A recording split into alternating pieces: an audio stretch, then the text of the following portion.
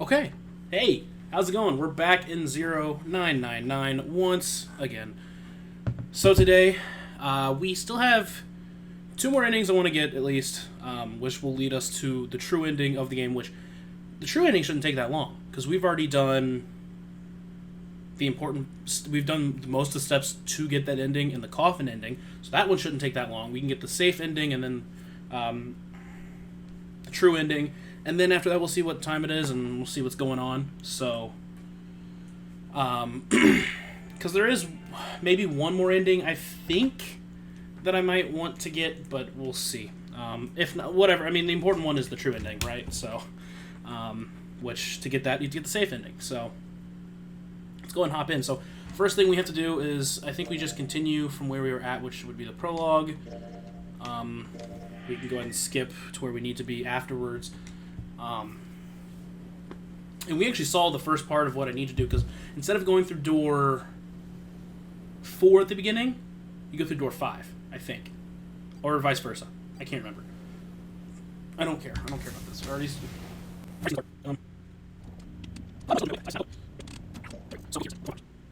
I've seen this, so we can skip it.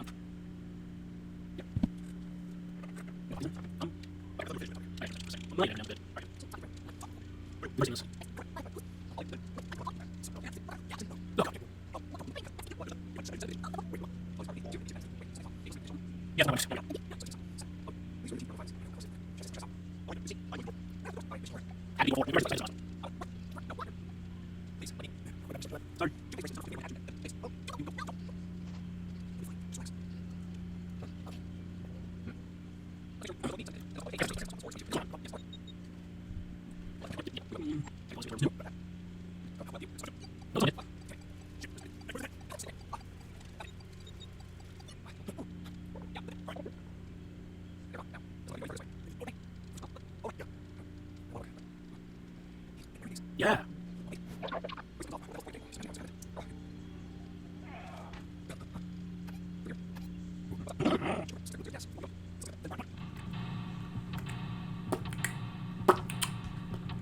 Yep. So we gotta get through this. I think it's just this one we have to get through, if I remember correctly. I can't remember because, hold on. No, we have two. It looks like we have two escape rooms. We get through these two, and then we're done. We get down here, and then we'll get the other ending. So let's just work on this for now. A bed with a canopy. I've seen like these in the movies. I've already read this. True. You don't see too many of these nowadays.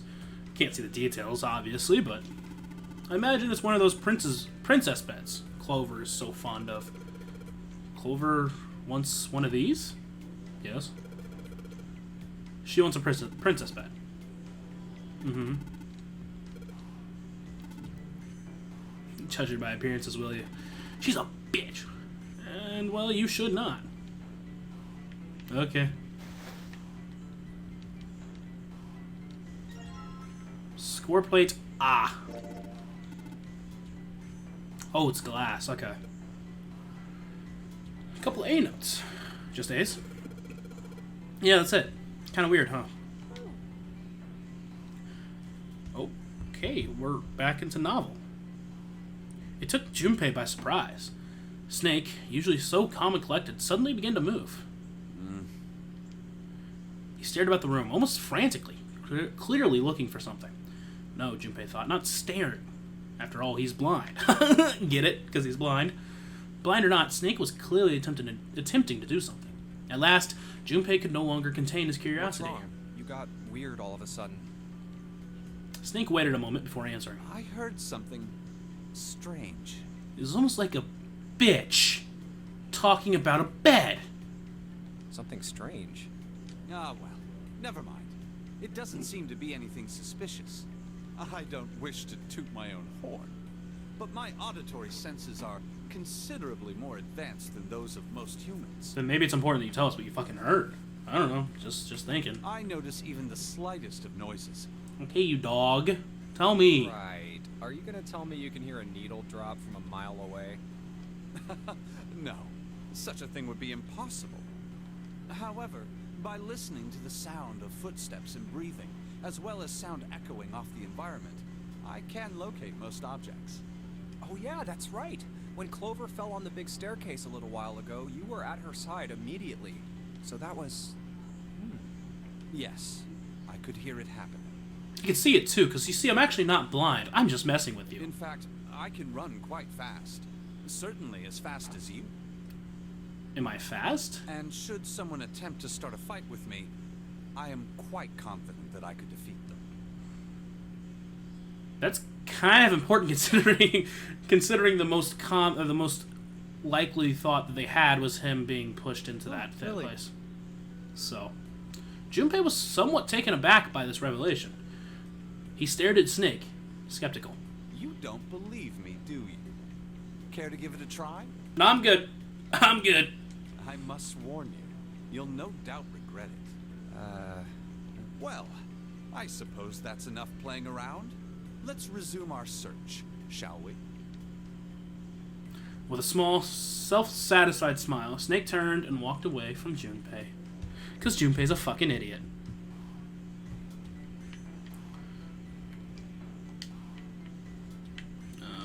Take a look at this real quick.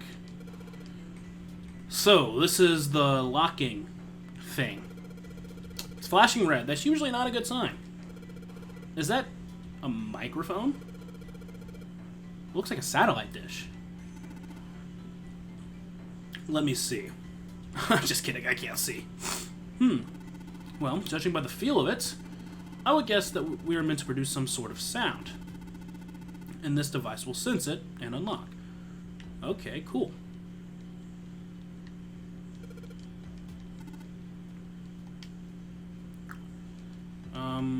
We got a desk. White desk. Feels kind of fancy. Nice. It's a small, round chair. Looks like it probably goes to the vanity. Okay. I think that's it for now. Oh. It's totally a table with a mirror. Ah, yes. You know, that sort of thing is known as a vanity. How did I know that chair goes to the vanity if I didn't know what vanity meant? But no, it's fine. Were you aware of that, Junpei? Of course, vanity also refers to self-love, conceit, and narcissism. As such, you could say that every day when a woman looks into one of these, she's staring at her own conceit and narcissism. Ha ha! That I don't know if that's sexist or not. Doesn't that strike you as terribly sad? I'm gonna let you fall down on your own one on that one, Snake.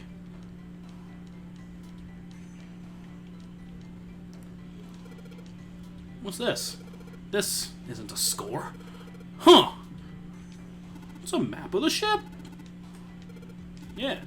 Then I imagine it would prove very helpful. You best hold on to it, Junpei. Okay. I got it. A music stand. Well, might as well put this glass to play it on it. Oh. Is something wrong? It's kind of hard to see the notes. Maybe if I put something under them? A background for the notes? A piano keyboard. This piano. There's something amiss with the keys. You mean it's out of tune or something? No, not that. It's properly tuned. Just, well, the sounds are clearly purposefully different. They're different. The C key doesn't yield a C, but rather a different note entirely. The same goes for the D keys. They play some other note. Why do you think it's like that? Isn't it painfully obvious? Zero modified it in some way. This piano, you see, it's part of one of the puzzles Zero has set for us. Perhaps if we play the keys in the correct order, something will happen. In other words, yep, I believe so. You didn't have to repeat that.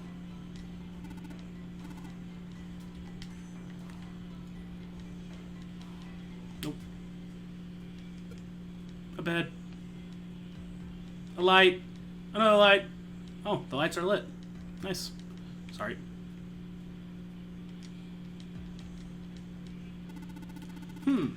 This is a high quality desk. Teak? Perhaps mahogany? Wow. How can you tell? Oh, I have my ways.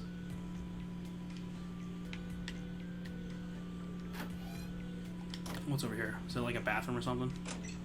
Okay. This safe is locked.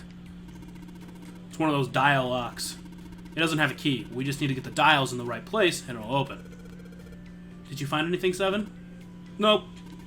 How about you, Snake? I also found nothing. Oh, you guys are fucking useless then, huh? No, and there I go, finding more shit. Yes, yes. This feels like glass. A rectangle of glass. Transparent, I assume? I can feel something printed on the surface. What is it? A sheet of music with C's on it. Cool. Is that all I can do in here? I love their suitcase. There's nothing inside. I can tell by the weights, and it makes no noise when shaken. Cool. I don't think it takes a genius to figure that out. Okay. Now we can go in here, and I believe... Yep, okay. Bathroom! It's a mirror and a sink. Well, the sink's clean. Any water? Nothing's coming out. We've got the faucet on all the way, but I can't hear anything. You're not blind too, you know that, right? Oh, there's water here. Holy shit. The bathtub's full of water. Is there ash? Is there ash or something in this water? Looks kind of gray. Let's just pull the plug. Oh, hold on. Maybe we can, I don't know, use it for something? Use it for something? Huh? This faucet is really hard to turn. Man, doesn't matter how hard I yank on it, this thing won't budge. Hard for you to turn, kid? How about you let a man give it a shot? A big, strong man. Like Snake. I'm not gonna make that noise. Damn it. Nothing. Might as well be a damn rock. Looks like something's holding that knob in place. Well, if you can't do it, Seven, guess I might as well give it up. Give up. We could let Trakes nigh. The lights, huh? Nope. Doesn't look like there's anything hidden in there. Thank you. Just make sure there's anything. Testing, testing. Yeah, that's great. See y'all here. Oh. Hey, it's great to see y'all here. Just flew from New York, and boy, my arms are tired. Yes, thank you. I'll be here all week. I'm just kidding. I actually only have like 7.5 hours. It's not a mic 7. It's just a shower head. What? Did you really not know that? No, you... Come on. Come on. Come on! Okay. This is the last room, I believe. Piece of heavy... Oh, that's not what I wanted to do. It's a heavy piece of paper folded in half. It has SCORE printed on the front of it. SCORE! It's gotta mean a musical score. If that's true, then the score we just found was probably in here. At least at some point. It's really, like, it's so heavy you can't pick it up. This is some sort of antique desk. Makes sense, though. I guess this whole room's full of antiques. You get a nice handful of cash for all the stuff in here. You right. You right.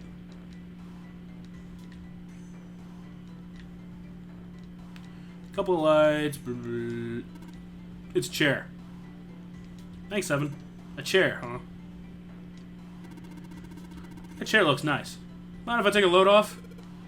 I think you'd be doing the opposite.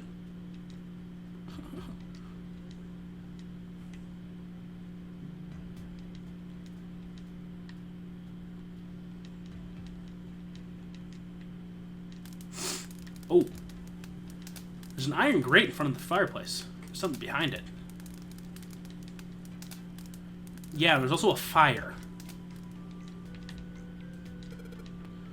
This couch looks just big enough for 3 people. Looks perfect for me. What? Perfect for an elegant gentleman like myself?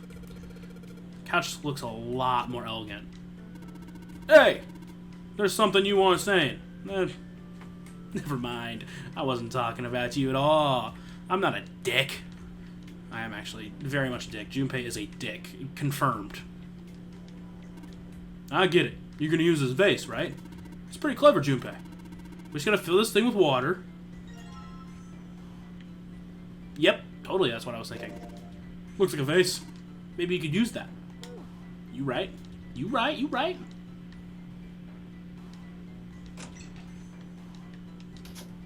Hey, score plate G. It's a rectangular piece of glass. I think I'll break it. A couple of G notes written on it. Yeah, got that part. Suitcase made of leather. Well, shoot. Looks like there's nothing in it. Thanks. Oh, a toilet. It's a toilet. Doesn't seem to be anything in the toilet or tank. There's some toilet paper on the wall here if you need to use it. Nothing that looks suspicious.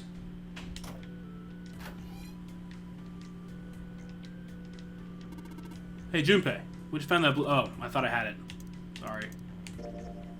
Oops. Alright. Shouldn't be too hard to fill this vase up. Sick. Sick. Sick. Sick. Alright, time to put this fire out. About time, buddy. Let's do it. Here we go! Haha! Good job! Another success! That fire didn't stand a chance. Alright, let's just pull this out now. Don't want to get burned, so let's pull down the sleeves. Score plate!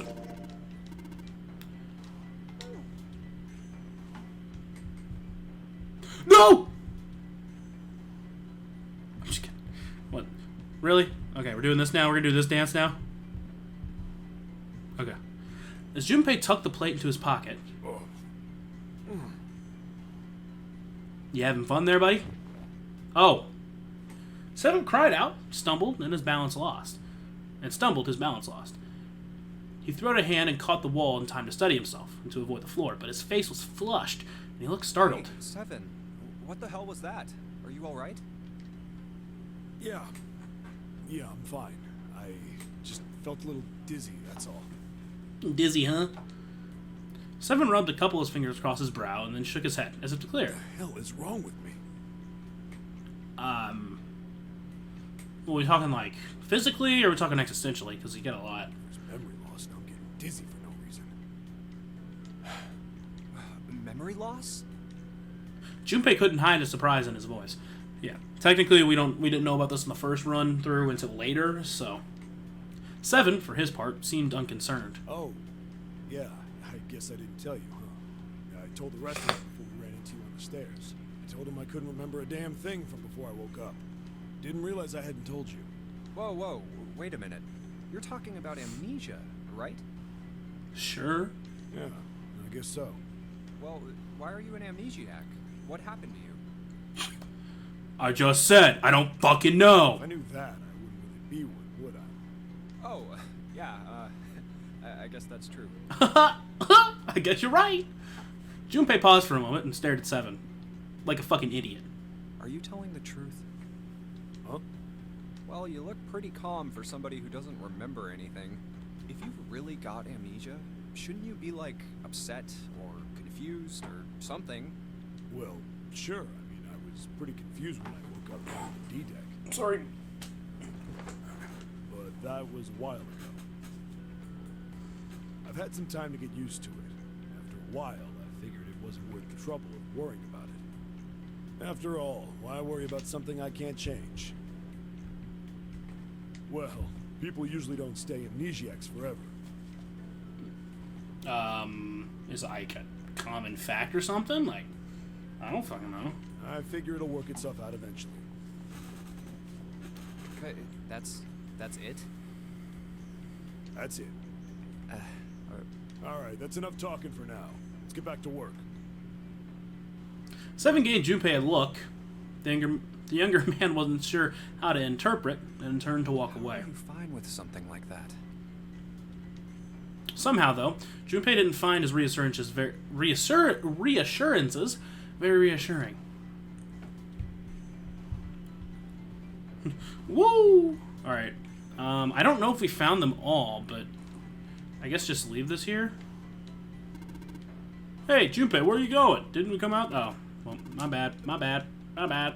My bad. Oh, can I actually... Oh, I thought it actually let me investigate it. Oops. Wrong door!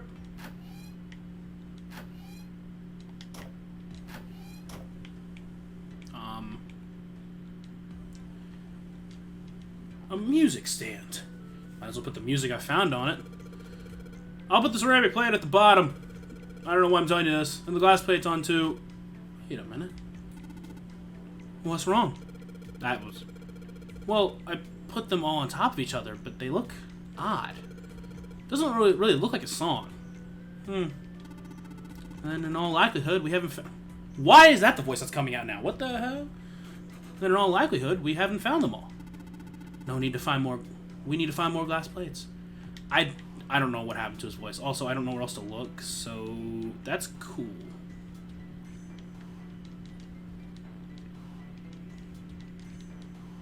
Okay. Oh, wait, we have... this, which is probably where the last one's at.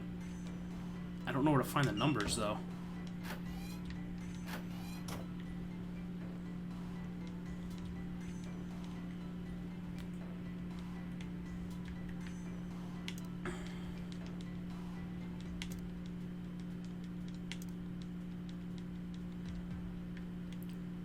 I don't know.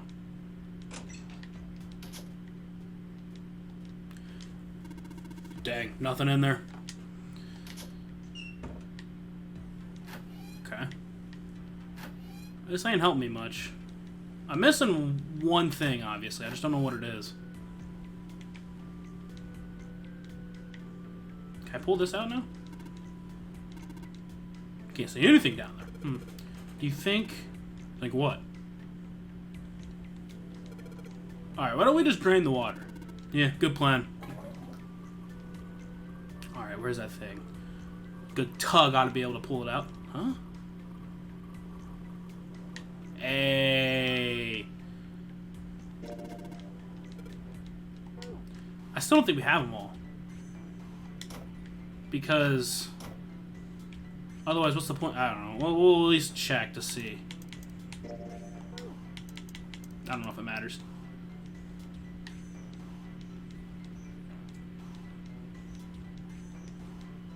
Oh, it works. Sweet. Now I can play the music. Junpei, would you be so kind as to play the piano? I am unable to see. You see, I'm sure I needn't tell you, but the keys on this piano are not what you might expect them to be. C won't be C, and D won't be D, and so forth. You must listen carefully to determine which keys to strike. Do you understand? Yeah, I guess I understand. Also, I don't know if this is right for me. Alright, well, let's give this a shot. Fuck.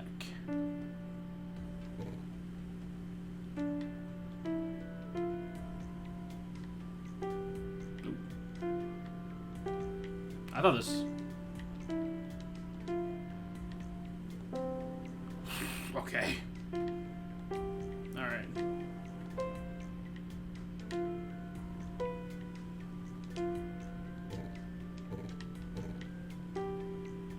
What?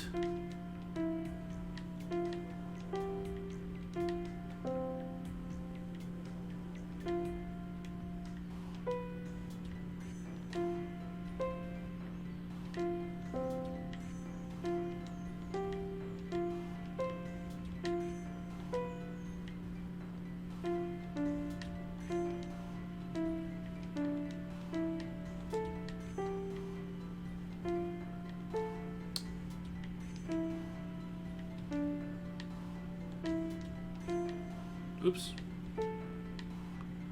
Was it this one? No. Alright, so you, then you.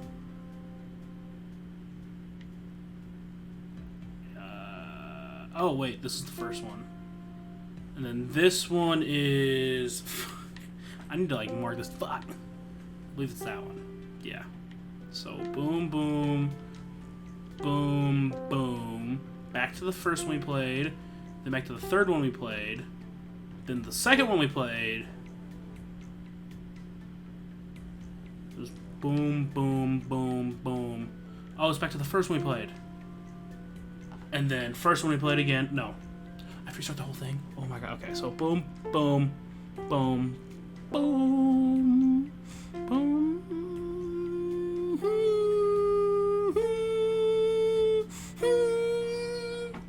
Shit. I forget what this one was already. Third one? It's this one, isn't it? No. Wait. No. Shit, what was that one? It's the one... Yeah, it's not that one. Oh, wait, it's this one. It's the second one. I'm stupid. This would be a lot easier if I just, like, took my time, but I'm not going to, so...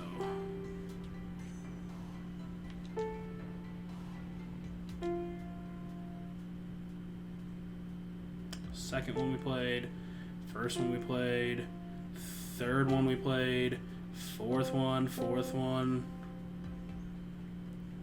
That'd be the second or the third one we played. So this one, that'd be the second one we played to that one. First one we played. Boom! Let's go!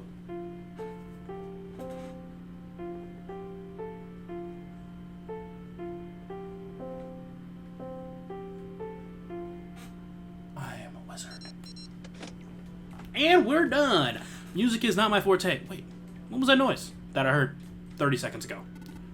Junpei, we did it. Looks like it worked. I heard something unlock over by the exit. Let's go.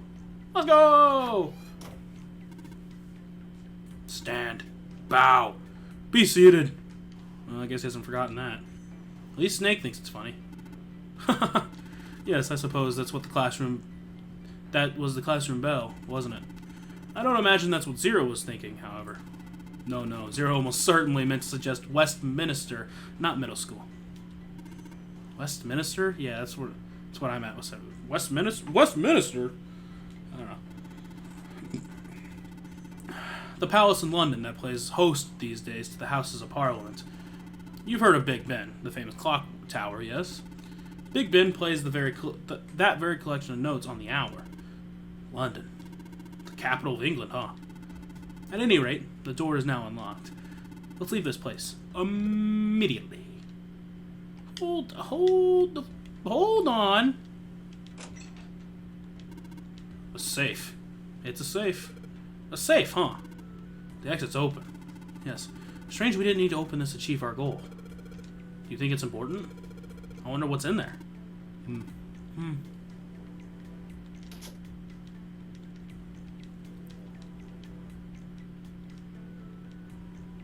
I don't know if I like that idea. I mean, I don't think I need it, but, like, just saying. I don't know. Maybe it's important in the next room. Alright, let's go! Okay, Junpei. Jesus. I think I should be able to move this down. Congratulations, you found it! You're still not dead! Well, technically you are. Technically, my canon ending is that Junpei dies, so... Came out of the door and into a long, straight hallway. He paused for a moment and turned around to look behind him. That should do it. Seven was bent over, apparently doing something to the door. What's he up to? Junpei spoke more or less to himself, but apparently Seven had heard him anyway. The larger man stood up and turned to Junpei. I was just putting one of those plates in there. It ought to keep the door from locking again.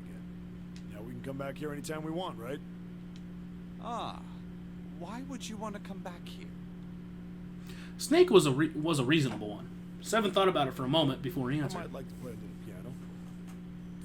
What about the safe we left in there? What if it's important? Piano. Come on, let's get moving. We aren't out of this yet. Without waiting for an answer, Seven started off down the hallway. Well then, Snake shrugged, sighed, and quietly, not quickly, followed Seven. That's a lie, Junpei thought to himself. I could ever imagine Seven playing the piano. Well, don't judge a book by its cover. Also, we literally just left the safe back there. Why is that a problem? He couldn't use the piano in there anyway. The keyboard's a mess. But why would he want to leave the door unlocked then? I have no clue. Hey, wait for me. Junpei frowned, took one last look at the door, and then walked away toward his companions. After some time in the hallway, they emerged into a larger, more open area. Whoa, a metal grate? A metal grate. A large metal grate, like the door of a jail, divided it in half. Why is this thing...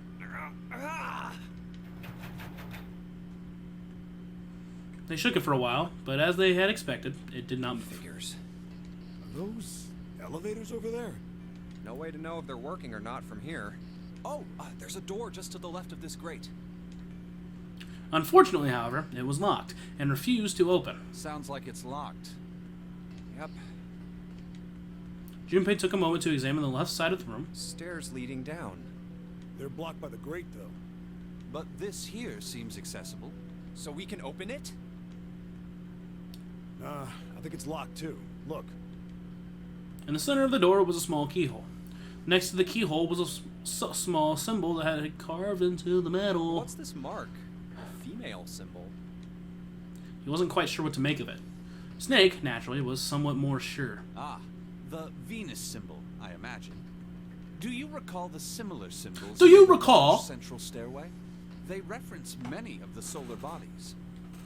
Yes, sir. Oh, that's right.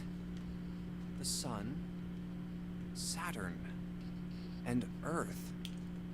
Earth. So, as you can see, that one is likely. Not the woman symbol, but a Venus symbol. Aha! So I assume. Hold on. Where's 7? While they had been discussing the symbols, Junpei now realized 7 had slipped away. His absence now felt. Ah, Snake there and it is. Junpei Down toward that their missing companion. 7 had left them to head down the hallway extending to the right This of way, the stairs. Snake. Follow me. Junpei grabbed Snake to lead him in the right direction, as they both headed off after 7. Before long, the three of them stood in front of a door. I wonder if this door will... No. It was a French door. How about that? It opens. Junpei tested the door and realized that, unlike so many others they had encountered, it was unlocked. Almost as though he was afraid it would suddenly lock itself, Junpei threw the door open.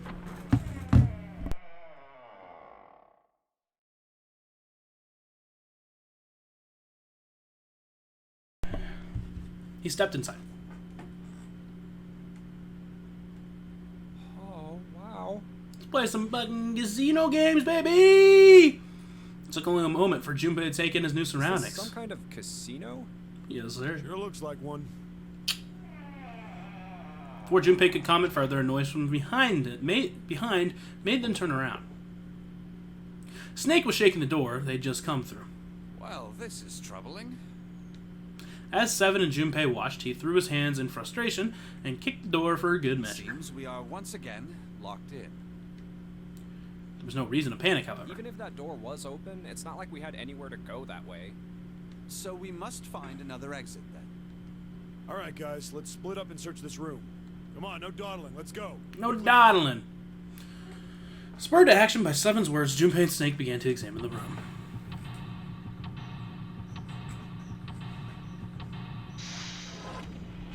Let's do it!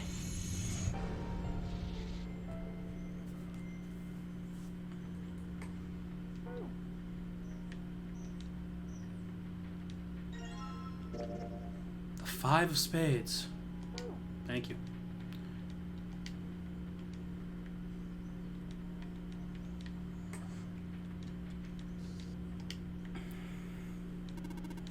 It's a chair. Yep, totally a chair. It feels like a chair. Nothing more, nothing less.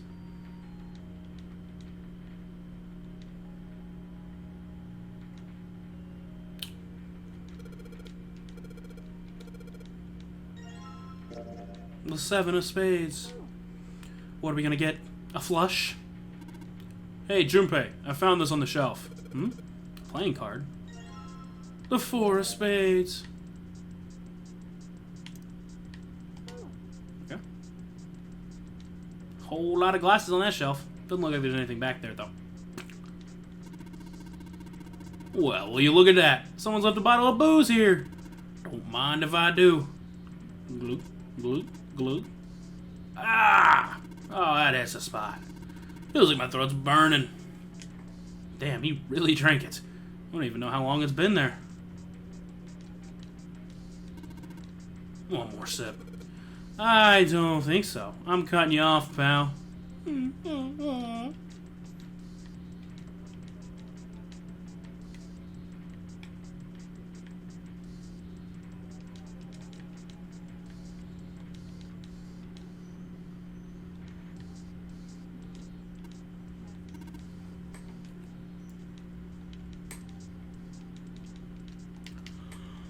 Right. What is happening here? Weird looking thing floating in there. Another weird looking thing floating in there. The 6 of spades. What can I say? Looking like we might get a straight flush.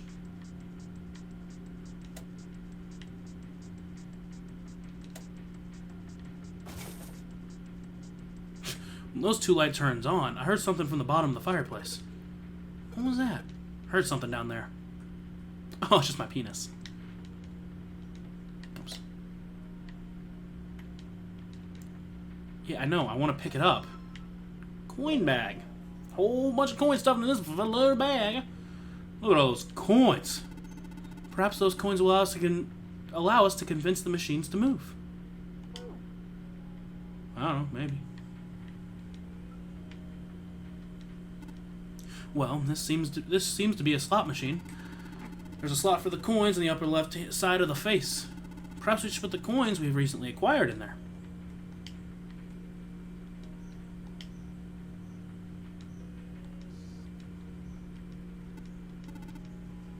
There seems to be a coin slot in the upper left-hand corner. Perhaps we should put the coins we recently acquired in there. I want to see what's over here. Wow, I have a lot. Damn it. This isn't exactly working out to be the way I expected. It's locked, isn't it? Is there a keyhole?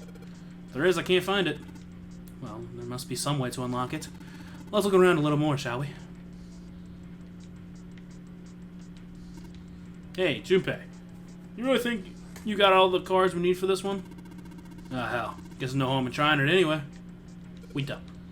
Says 9. Yeah, it looks like the cover's hiding something. Is this the cover? Then maybe it opens up. Okay.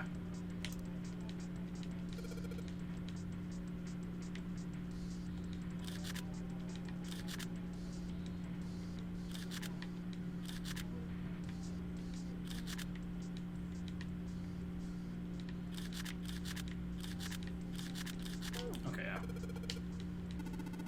So it would seem. I am shocked and appalled that guessing at random has not yielded better results. Yeah. Yeah, me too.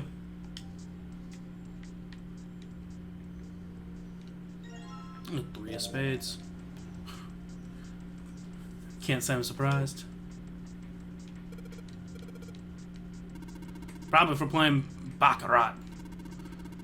Looks a little off, though. Yeah, look in the middle of the table. There's something mounted on it, see?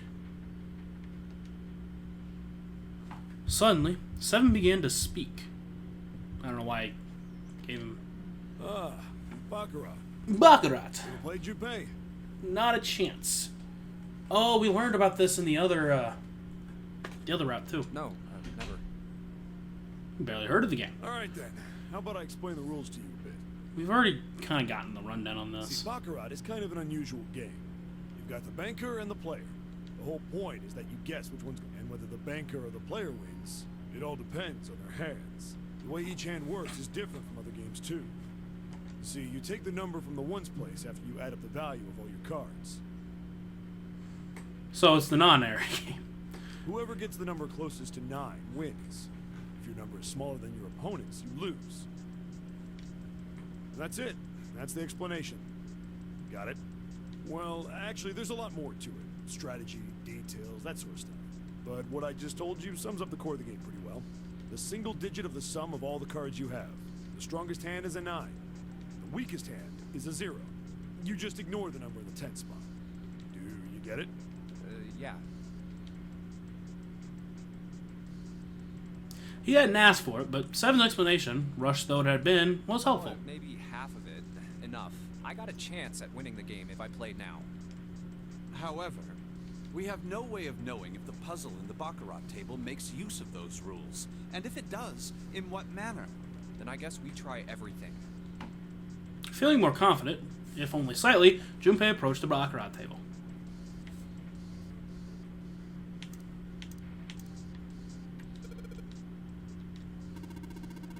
It's a Baccarat table. What the hell else would we do? Stop worrying about it. It's real simple. What's the opponent's hand? Well, there's an 8 in that glass table in the glass case. All right, then that's your opponent's number. If that's the case, what 3 cards do we need to get that number? 3 cards. There are a couple of those mean you gotta put down 3 cards. So, yeah, I think so. Sometimes those aren't the only rules. All right, let's give it a shot. Yeah, okay, I have an idea of how to do this. So, I don't think it's like exactly like the non-ordinary game. I think we need 19. Or if we had a 2. If we had a 2, we could just do 2, 3, 4. But it's 11. It'd be 18. That wouldn't win. Unless it is like that, but I don't think that's gonna it's gonna help. I think this ties based on his explanation. Never mind, I'm stupid. So it is the non-ordinary game. You did it, Junpei. You guys telling us to take the 8 card? Come on, let's grab it. Let's grab it. Come on, let's grab it. Let's get it.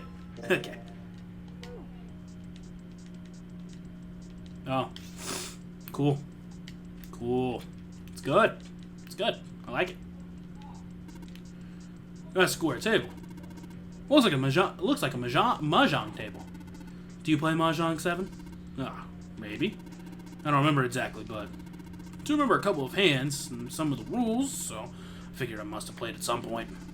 Excellent. Once we've vacated this vessel, I should like to play a game with you. Can you play? So long as you tell me which tiles I am eliminating? Yes. I believe I have at least enough skill to defeat an amateur. However, I must ask you to remove the red tiles when we play. Okay. Huh? Stained glass is a colored piece of glass placed together in a frame. As I've said many times before, I need only touch it to know. I can at least discern the basic structure.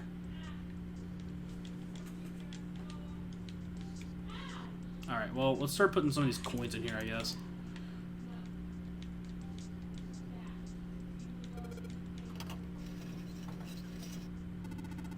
What happened? Heard an odd noise. Well, to be honest, I don't know. Pressed some of the buttons and smacked the machine once or twice, but nothing happened. Oh. Looks like the coin got stuck. Oh dear.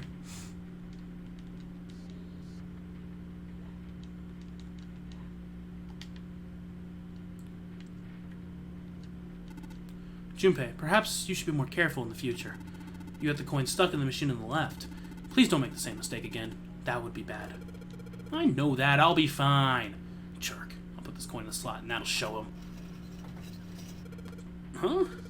That's weird. Do you intend to lock us in here? It's not my fault. The coin just got stuck all on its own. Huh. Oh boy. Alright, let's drop this coin in the coin slot. Come on, you little bastards. I only need one of you. Really? Oh.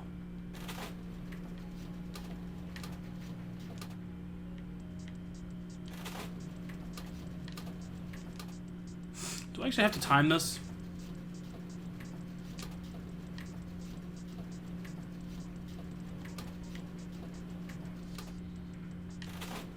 Oh wait, I need diamond here. I need heart here. And I need club here. I thought it was just going to give it to me for some reason. Oh my god.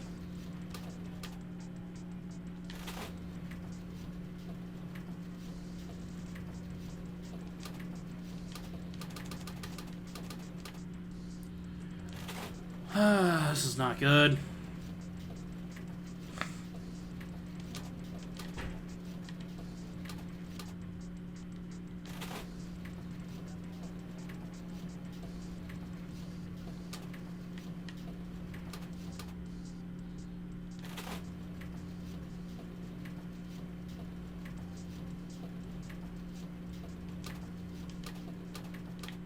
Can't believe I almost got it on the first try, dude.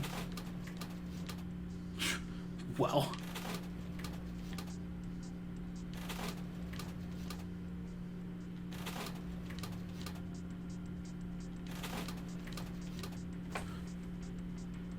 You can't tell me that's not right. That's a tough one. And what's so tough, if I might ask? Hitting these reels just right? The timing is, well, it's not easy. I don't believe you need to hit them just right. Huh? What? Heart, spade, diamond. What do you mean? The symbols on the reels. They're the same as the playing card symbols I saw over the fireplace, but this is different. Junpei, are the reels the only place where you see the symbols? Huh? Do you think the symbols might be found in other places as well, apart from the reels?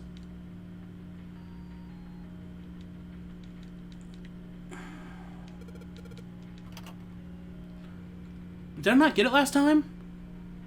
I'm so confused.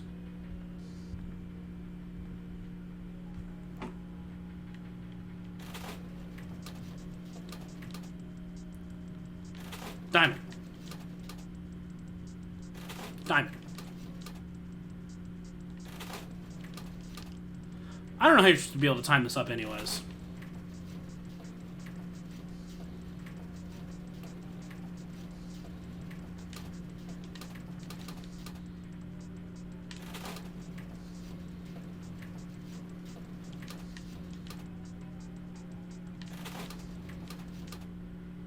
I just gotta get lucky. Nope. Maybe get a 777.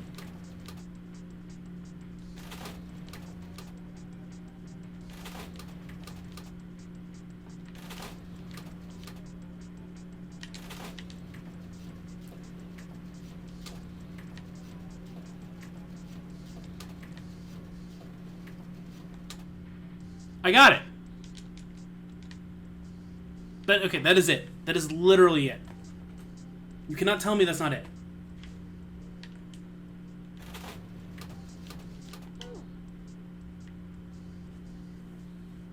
Okay, so I did get it, and that's just not right. I don't know what it wants then.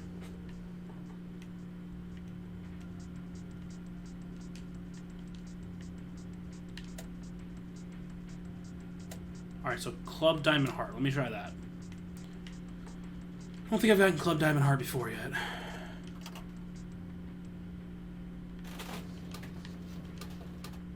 Nope. Club? Club. Club. Diamond. Heart! That's not right either, apparently. I am lost! Dog, I am lost! Junpei, are you trying to time the button presses to the reels? No. Are you quite sure you need to focus so much on the movement of the reels? Look at the buttons on the machine. See the symbols? You've seen these symbols somewhere before, haven't you? Yeah, but I don't know what you're asking me to do. Okay? I don't know what you're asking me to do. I have no idea.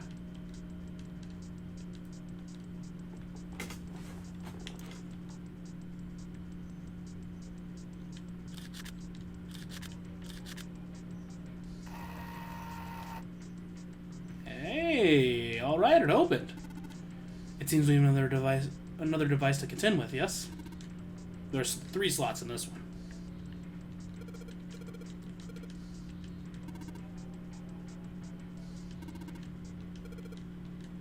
I only have 2 cards. I needed 2, basically. Oh, maybe we don't have enough cards? Yeah, I know. We need a 2. I don't know where to get a 2 at. Okay, apparently you gotta get it from the slots, but I don't know how to... I don't know how to do it, okay? I just don't know. I don't know how to do it. I don't know how to do it, okay? I don't know what it's asking me for. I'm gonna be honest with you.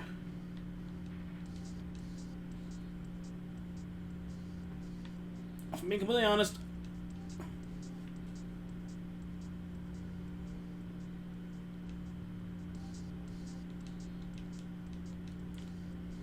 Alright. Okay. Oh god. Okay. I use restroom. Maybe it just wants all spades? I don't know. I don't know. I'm gonna use restroom.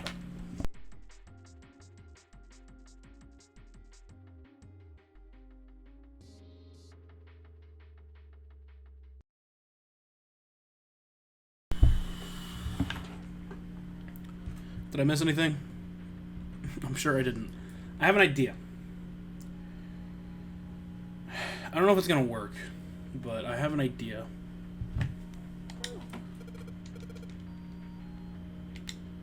I have to remind myself what this order was again. It was Club Diamond Heart, I think. Yeah, Club Diamond Heart. Maybe if I hit it in... Oh, let me spin real quick. Hit it in this order. Club Diamond Heart. I don't know how you expected me to get that. I'm gonna be honest. I'm sorry. I don't know. I don't know why I even thought about that, honestly. Impressive, Junpei. It would appear to be unlocked now. There is something akin to a drawer in the bottom part of this machine, yes? That is a pickup drawer for the dividend. Probably the lock for the drawer got unlocked. Please open it, if you would.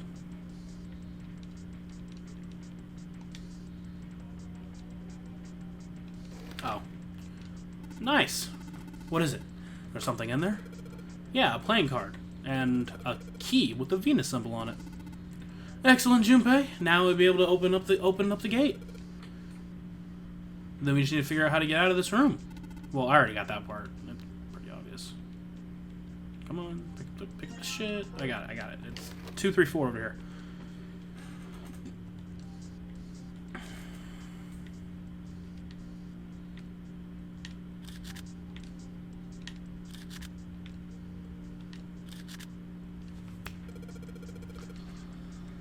Alright, so I put all the cards in the left and the spots. What happens now? Door opens. Is that... Yes, I did hear something from the exit. Excellent work, Junpei. Wonderful. It seems the exit is unlocked. Let's go! Thanks, man. Thank you so much. Alright, let's go. Oh, shit, that kind of scared me. Congratulations, you did it! You found it!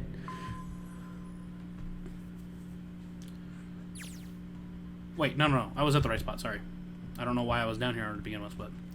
Junpei and his companions ran out of the casino and into the large open room.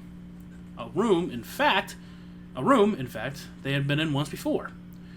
There was little to surprise them there. They already knew what their next step had to be. This way. The iron gate still stood in the place, locked tight, blocking the stairway, and right into the center of it. Right in the center of it. With the Venus symbol. Yeah. The Venus key should work here. Wasting no time, he pulled out and he pulled it out and shoved it into the keyhole.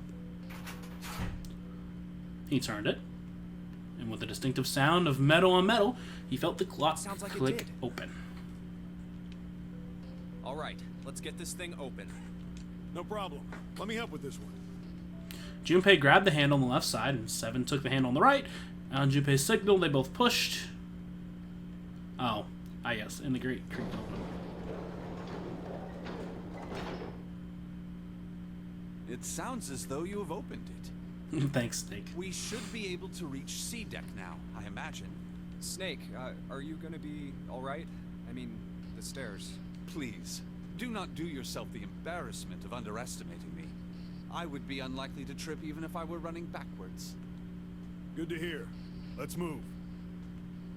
At Seven's words, they leapt onto the stairs and jogged down quickly down them. In no time at all, they found themselves at C deck. Everything looks okay here. We should check the next deck down, just in case. When he reached the water, he called back up to Snake and Seven. Just what I thought. D-deck is completely underwater. Underwater. Just like the bottom of the central staircase. The surface of the water below them was flat like a mirror. I'm just glad the water level hasn't changed much. Back to the C deck then. Now, how about we check out what's here?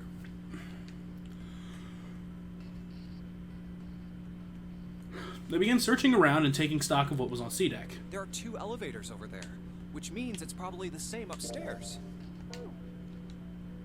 There's a card reader between them. And another weird mark. Hey, check it out. It's the symbol for Lotus. What? See?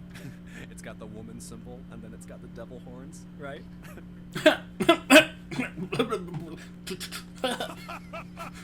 Yeah, I see it. No two ways about it. That was a pretty good one, kid. Ow, fuck! You'd have to punch me. 7 tousled Toosled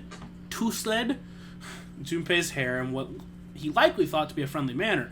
Junpei feared his neck might break, even though it was clear Seven had kept his strength in check. Whoa, would you watch it, man? Whoa, that hurts. You're gonna break my neck. What are you talking about? The human body ain't that weak. Maybe this'll toughen you up, huh? If we were looking for a devil, we've got one right here. Thankfully, Snake interrupted. After Junpei's observation had gone over to examine. After Junpei's observation, he'd gone over to examine the card reader. This is a Mercury symbol. I assume you felt it. The marks you mistook for horns are a stylized version of the wings and staff of Hermes. Hermes. Staff. Huh. So then, she beats you with the staff until you die and go to heaven. Sounds like Lotus, all right. God, it's not that hard to make you laugh, is it? Seven shook Junpei's head even more vigorously, and the younger man began to feel as though his brain was being jostled from the inside of his skull. Seven. Oh, that's too much. Oh, my head.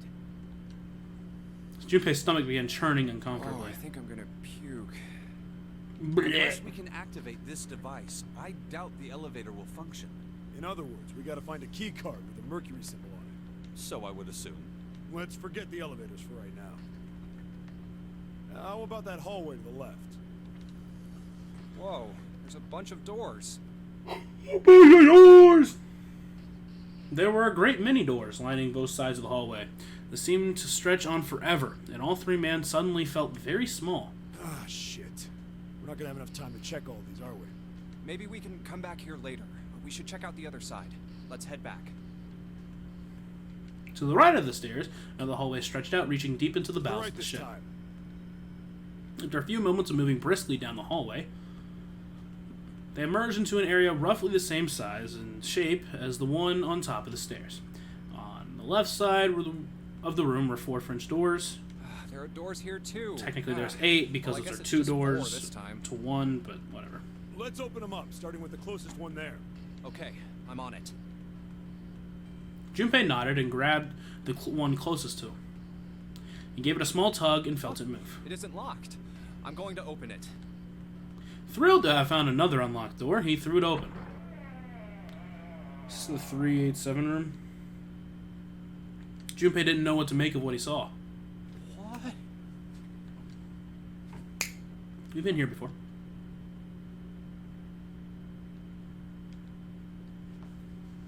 He simply stood, unable to speak.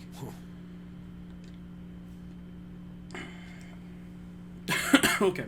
Seven's eyes opened wide and his mouth gaped. After a few long moments, Seven at last managed to speak. What is this place? I don't know, Seven. It's so huge and empty. It's pretty full to me. There's a lot of chairs, and if you were expecting there to be people, well, you're stupid. A massive room stretched out in front of them, more a cavern than a room. Its vastness was oppressive, and it bore down on Seven and Junpei. It was not empty, however. The entire, unlike what he said, the entire room was filled with lines upon lines of beds. They were simple things, a little more than pipe and a thin mattress. Oh, there are beds everywhere. Absolutely everywhere. Is this a hospital? A hospital? A hospital. The harsh scent in the air is reminiscent of antiseptic solution. Hospital. I think so. Hospital. There are shelves in the center of the room with medicine and surgical tools. Hey, look there. The 4 doors at the end. Oh, that's not what. Okay. I know it would have been hard to miss, but The left door says 3. The second door Okay. is... And the rightmost door? There's no doubt. They're... Hey, why is that door between 3 and 7 blank? Does that mean anything? No point worrying about it right now. Let's see if these will open first. Obviously they won't. Yeah, good idea. The three of them threaded their way through the beds toward the back of the room. Upon reaching them, they proceeded to investigate each door in turn, but to no avail.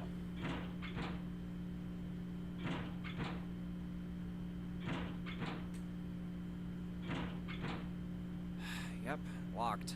Just like I thought. Naturally. Naturally. After all, there are rules to the nonary game. And to allow these doors to open easily would violate those rules. You are correct. Unless we can authenticate ourselves with the red, the numbered doors will... Whoa, whoa, check this out. Suddenly, Seven spoke up, interrupting Look Snake. at the red. There's nothing on it. Huh? Don't you remember the red back at the main staircase? If there wasn't anyone in it, it said vacant on a little screen, remember? Oh, yeah. Yeah, you're right. Oh, yeah! This one. Well, it doesn't say that, does it? There's nothing. There's nothing. Right? Only one way to find out.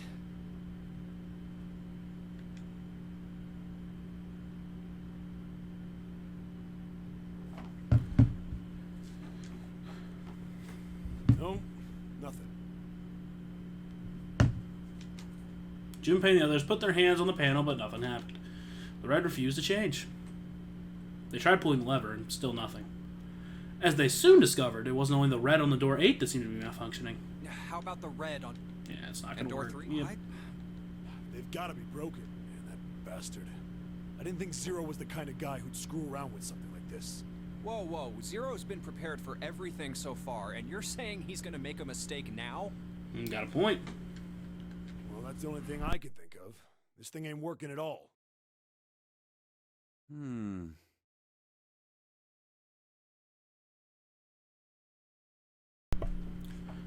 While Junpei and Seven talked, Snake busied himself with examining the red. After a time, he lowered his hands and spoke. It seems as if some of the internal hardware has been removed. Internal hardware? That is what I said. Take a look at the underside of this red, if you please. If you please. The bottom? Junpei obliged and bent over to look at the underside of the device. Huh. There's a thin slot here. I think it's a slot for something. Probably electronic. The other two reds are the same. Something's been removed from all three of them. I get it. So the reds aren't working because somebody pulled out their guts. That's the way to explain it. So I assume. But why? And who? I mean, it really doesn't make sense. I have no idea. Why on earth would I know something like that? Just then, they heard the sound of a door opening. Oh, what now? Wow, someone's upset. The three of them turned and saw Akane! Oh no, Junpei thought it's... June! Okay. She stopped short, surprised to see them, and was very nearly bowled over by the rest of her companions who were coming through the door behind her. Ace! Santa! Clover! And Lotus! Oh, Lotus. We weren't making a joke about you. At your expense. Everyone's here. What a shame. What a shame. It's almost too easy. Junpei and Seven were, for the moment, at a loss for words. What are you guys doing? Why are you... That's my line? Perhaps we should exchange information. Like names, car insurance, phone numbers, social security numbers, potential skills, maybe, mom's maiden last name, maybe first pet name, road you grew up. Oh, am I going too far? Okay. After a moment of silence and surprise, everyone suddenly began to talk, desperate to exchange information. They talked about the rooms they'd been through and how they'd ended up in the same place. Of course, none of it was very useful information, but that hardly mattered. They were happy to simply see one another again. Although the level of cheer varied greatly from person to person, each one of them was wearing some manner of a smile. almost as though they had already forgotten about the death of the Ninth Man. No, thought Junpei. Perhaps that wasn't it. Perhaps thoughts of his death were what drove them to smile at one another. Not in a morbid or hateful way, no. The Ninth Man had died, but they were still alive, and that was something to be happy about. A sort of simple, uncomplicated joy, Junpei thought. The joy of being alive. Still alive. He felt sorry for the Ninth Man, but more than anything, Junpei was just happy to be alive. Okay. And that's what we know. With that, Junpei finished his own explanation. Well, this isn't good. If the red is inactive, we can't keep going. We can't keep going. What about that big hallway? Maybe there's somewhere in there we might be able to go. No, there's nothing there. The 5 of us had a quick look. There are plenty more hospital rooms, but nothing else. You mean all those doors are for hospital rooms? Yes. There are a number of individual rooms in addition to this large one. There was a door at the end of the hallway, but it was locked. It was locked. Well, whoops. It had one of those solar system mark things on it. It was the Jupiter symbol. Jupiter. I wonder what it means. Where girls go to get more stupider. Confusion seemed to be the While consensus. we're asking what things mean, what's the deal with this room? I mean, I thought this was a cruise ship, but I can't imagine a cruise... Not one. No one, not even Snake, appeared ready to offer an answer until 7 unexpectedly Well, I spoke up. figure it's probably a hospital ship. Chances are it's the Gigantic. And you're the guy that lost all your memory? The Gigantic? Junpei looked at 7, shocked both by his knowledge and the apparent identity of the ship. He's not the only one. What is this gigantic? 7 nodded to Lotus and began to The speak. Gigantic. Have we seen this already? Ship to the Titanic, built in the early 20th century. I don't remember. Actually, the Titanic had 2 sister ships, and they looked exactly the same. The Gigantic was said to be one of them. No, we're still on this one, so I guess I'll leave it be for now. Believe... No. Can I not? Yeah, that's what I said. It still says we're right here, so... They intended to make her a passenger liner like the Titanic, but World War I began soon after the ship launched. The British Navy took her over and made her a hospital ship. At some point during the war, the Gigantic was damaged by a German mine in the Aegean Sea. I don't remember this anyway. She ran aground afterwards, so she didn't end up sunk. What happened to her after that? One theory going around is that a man named Lord Gordain bought her. No, because we had not heard about Lord Gordain up to this point last time. Seemed like he'd been one of the few to survive the Titanic sinking. Lord Gordain! That trauma turned him into some kind of obsessive collector of all things related to the Titanic. Soon enough, the guy wanted the Titanic itself, which was impossible, of course. It's stuck at the bottom of the Atlantic Ocean. Well, I think I've heard that one. I don't know. But the Gigantic wasn't. And seeing as she was identical... So you're Lord saying this Gordain. bought this ship? Yeah, at least I think I am. That's impossible. No way we're in some boat that's almost 100 years old. Pipe down. Just pay attention. What, that's it? Well, have you got any proof? Proof? Proof that this ship is really the gigantic. Well, this ship's got stuff that's like the Titanic and a hospital ship. So, I just figured... Oh, for goodness. Don't tell me that's your only reason. No, I've got more. Like? Well, I mean... We've definitely seen this part. Yeah, like I think we've seen that part. Suddenly, desperate around, and always Lotus appears in serious, scratched his head for a moment, then gave up. Finally, he opened his mouth. I don't know. Lotus sighed and shook her head. Guess your memory isn't back yet, is it? Yeah, sorry about that. I'm guessing. Then, almost as if to save 7 from further embarrassment,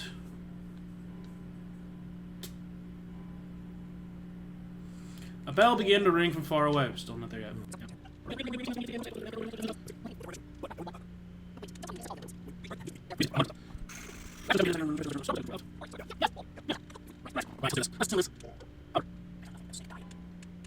So, in here.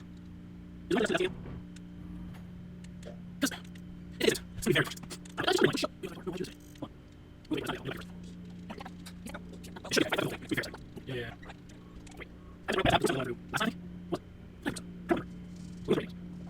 Oh, that's right.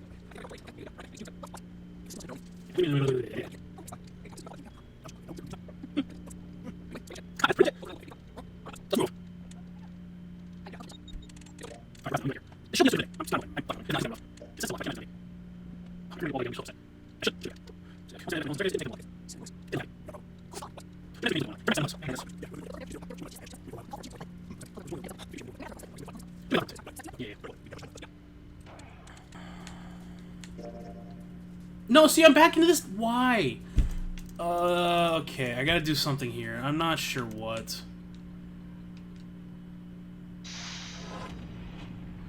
Oh, man. You gotta be kidding me right now.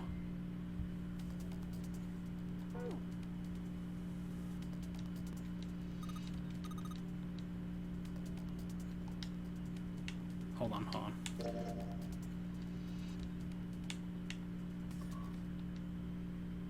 Whoops, I didn't mean to redo that. Well, I guess we can just go through it and see what happens. 'Cause, I mean, this is where the locks are at, so I'm assuming it's something here. Maybe there's like a line that something happens. I don't know. Okay. What if I just keep... Okay. Right, no, there's a second. No,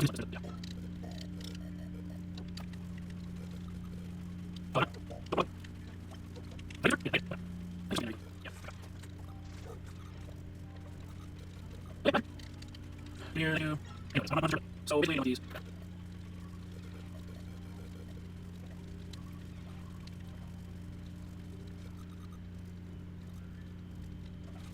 Oh, cool. Honestly. Cool here.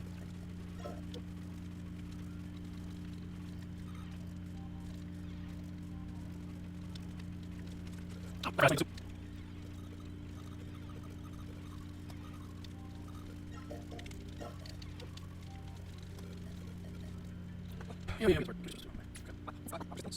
Is that Yes. Oh, it's stopped. Looks like we... again? Could you go? Yeah. What? I'll see if I can... On your own. Yep. Lotus? Oh.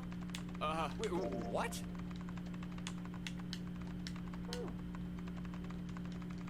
Didn't expect... Of course. You're tight. What kind of? I'm unemployed. I used to work... Why? Huh? I see. Oh, what are you doing? I'm going to try and brute A brute force attack is one of the simplest ways to break a cipher. It checks every possible combination until it finds the right one. For a complex cipher, it can take a very long time. Is this new? I'm writing a program that it's not the most elegant, but given the circumstances, there is... No, but back to what we were talking... What were we talking? The wireless display. It's kind of strange if you think about it, isn't it? This is new. Holy shit, this is new. I mean, we really don't need this. It's just whatever. It's not like it's that important, but... How do I put it? Well, let's say you write a program that calculates an addition problem for you, all right? So you enter the screen. well... See? Oh, come on now. Of course, you're just not getting it, are you? Who calculated 1 + 1? The main computer, right? You said it connected to the monitor wirelessly. Yeah, but someone who grew up in a cave wouldn't know that, right? Well, I did grow up in a They cave, so... probably think that this thing here, the monitor, is doing the calculating. And once they've decided that, they'll start examining this monitor. They might poke the screen or something. Ah, I see the color. Then they might investigate. Oh, eventually, they might even cut the wire. This is definitely new. Ah, yes. Just as I expected. When this wire is cut, no results appear. Therefore, it must be this device which does the calculations. Oh. But the truth is that, just like you said, the computer is doing the calculating. But these cave people wouldn't know that. Okay. Because they have no idea that the monitor and the computer are connected wirelessly. Okay. So, what are you trying to say? Nothing, really. It's just, I thought maybe. What if the relationship between human beings and our brains is like that? Huh? Well, let's say you stick a bunch of electrodes into parts of the brain. A scientist examining the signals they send out might say, interesting. So stimulating this part of the brain causes the person to see that must mean this neuron cluster controls that function. Okay, let's see what happens when I cut out this part. Oh, they've done that before. Trust me, they've done that before. Ah, just what I thought.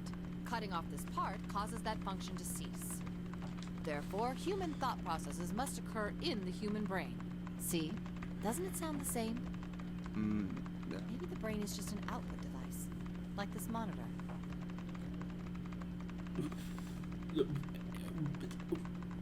What? Maybe our thought processes actually occur somewhere else, in a main body. I'm sorry. I must have been off thinking about something else when I was speeding through this, but what the fuck did you just come to the conclusion of? You're comparing a computer to the brain, which you're not even comparing. You're comparing the monitor to the brain. No, the monitor is our body. It's what we do. What I'm doing right now is my monitor. The brain is the computer doing the stuff. Come on. We just don't know it. We never even think about You aren't even understanding your own analogies. it. Just like those cave people wouldn't know about wireless communications. We can't imagine that there's some unknown medium that transfers information into our... I don't care. You are literally jumping from conclusion to conclusion. Junpei didn't say anything. Not so much because he had no retort. No, her argument seemed silly. And she was a little surprised to be hearing, and he was a little surprised to be hearing something like that from someone like her. The brain is just an output device.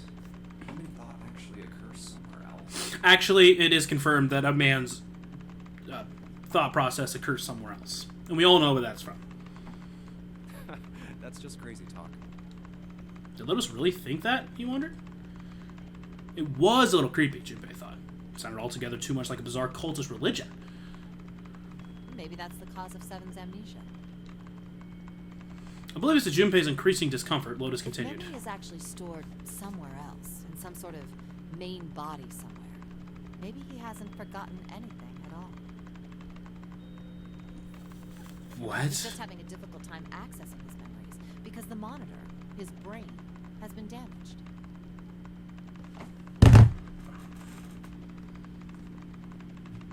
That doesn't even make any sense.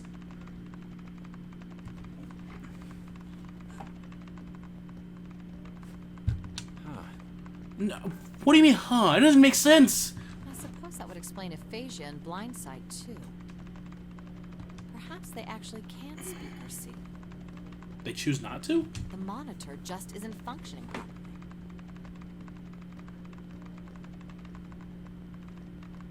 I mean, yeah, but it would be like their their vocal cords or their eyes. I guess people with prosopagnosia could be suffering from the same thing. Wait a minute. What?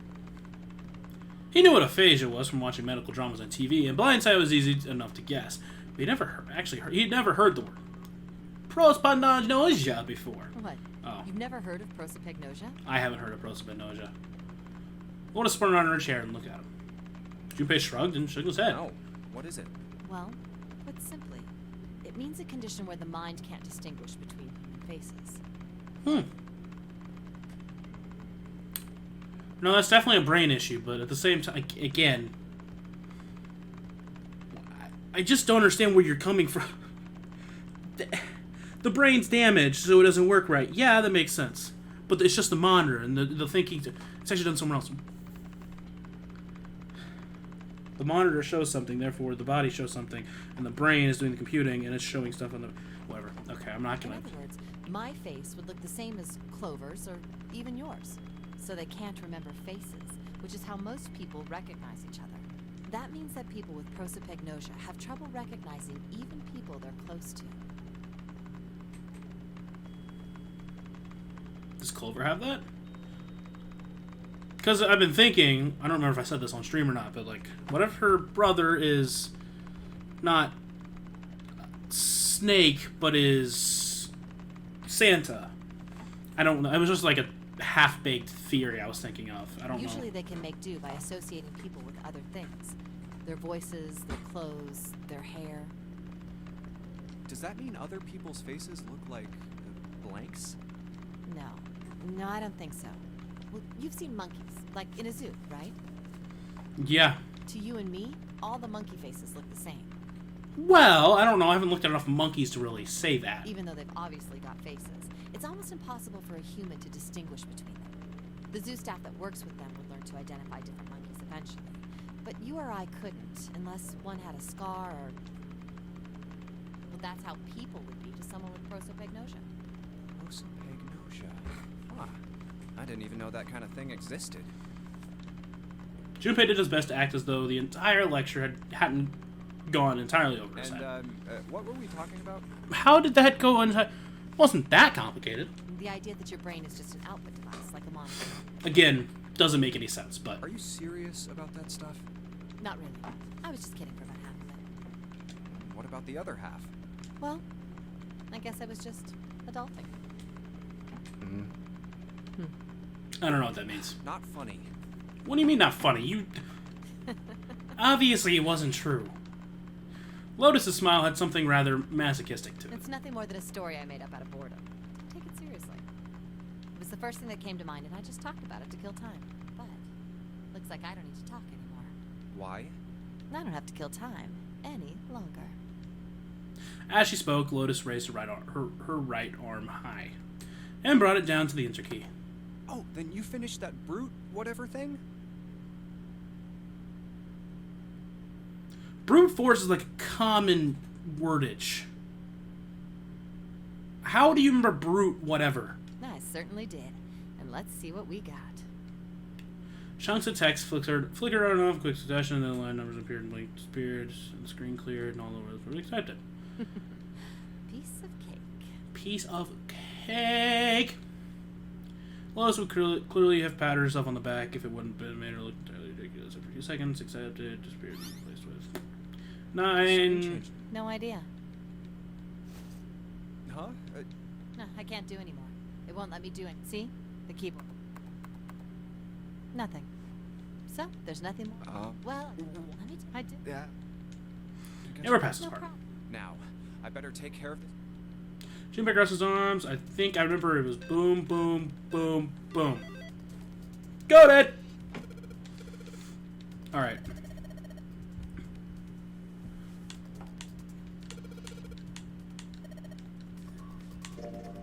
We got one. Sick.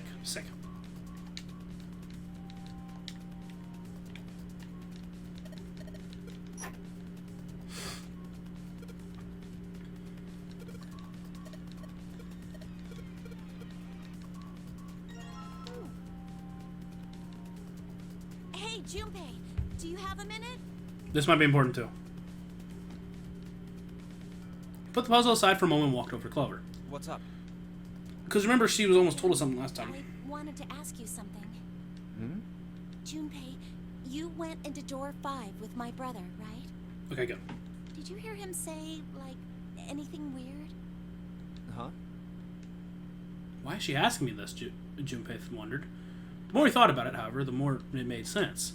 Snake had been gone for a long time. Clover was quite attached to her brother. Of course, she would have been worried about him. Well, let me think. Thought back to when they had gone through door 5, hoping he might remember something, even a small something that would help her. However, Sorry, Clover.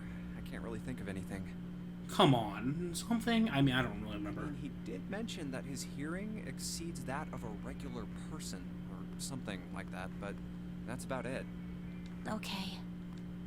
Clover's words were barely audible. She nodded vaguely to Junpei and Hey, turned to walk away. wait a minute. Hmm?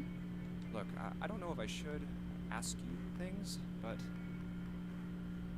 if you don't mind, I was trying to think of a joke. I was hoping you could tell me if is Snake? I mean, was he born? You're talking about his eyes? Yeah.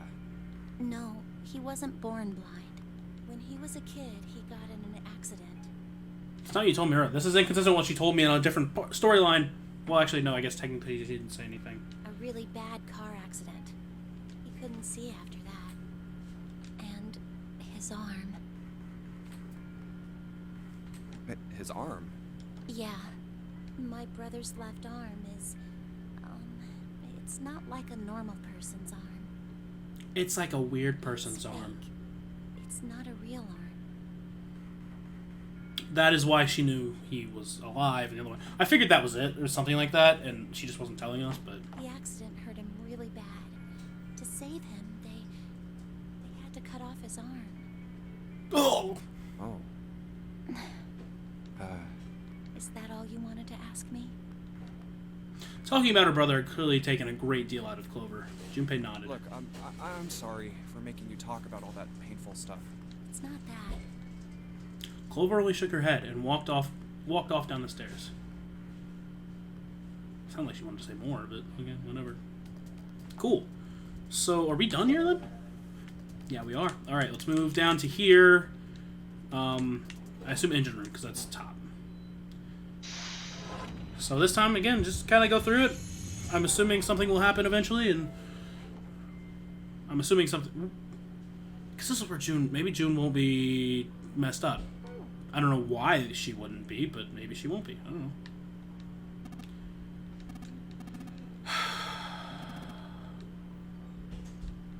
I honestly don't really remember what happened here. Okay, it's got to be.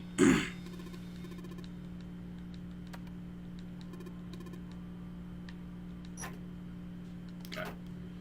Way to get something. I don't quite remember what.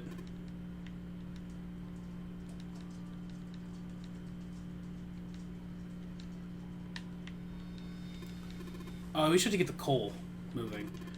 But we had to get a thing first, but I don't remember what. I think June's already messed up.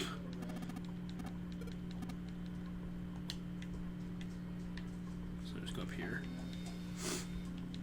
Oh yeah, we had to move this.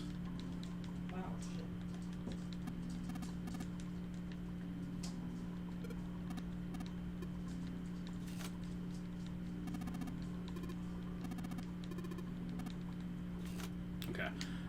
Again, don't exactly quite remember what to do, but we'll figure it out.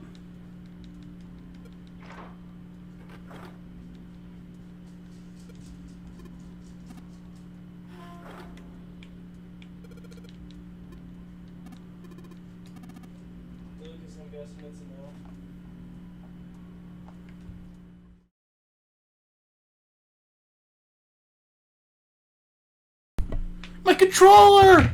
It's died!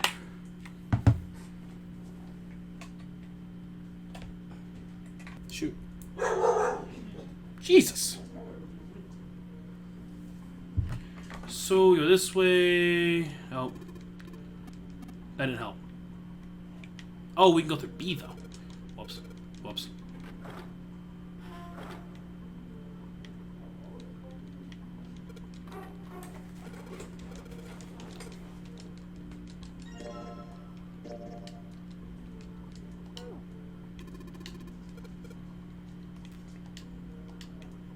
Oh, I bet it did break by itself, didn't it?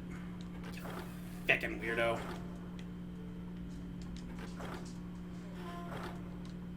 Put the winch on here.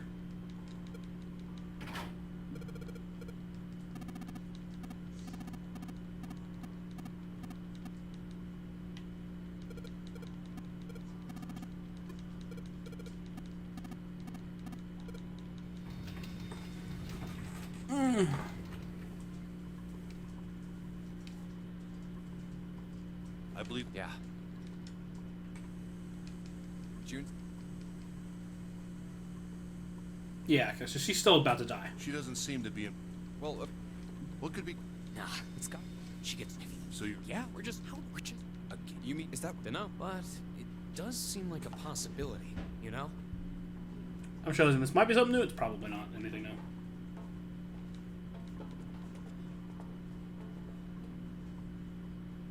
You know, speaking of experiments, Something's new. Something new is happening. Something new is happening.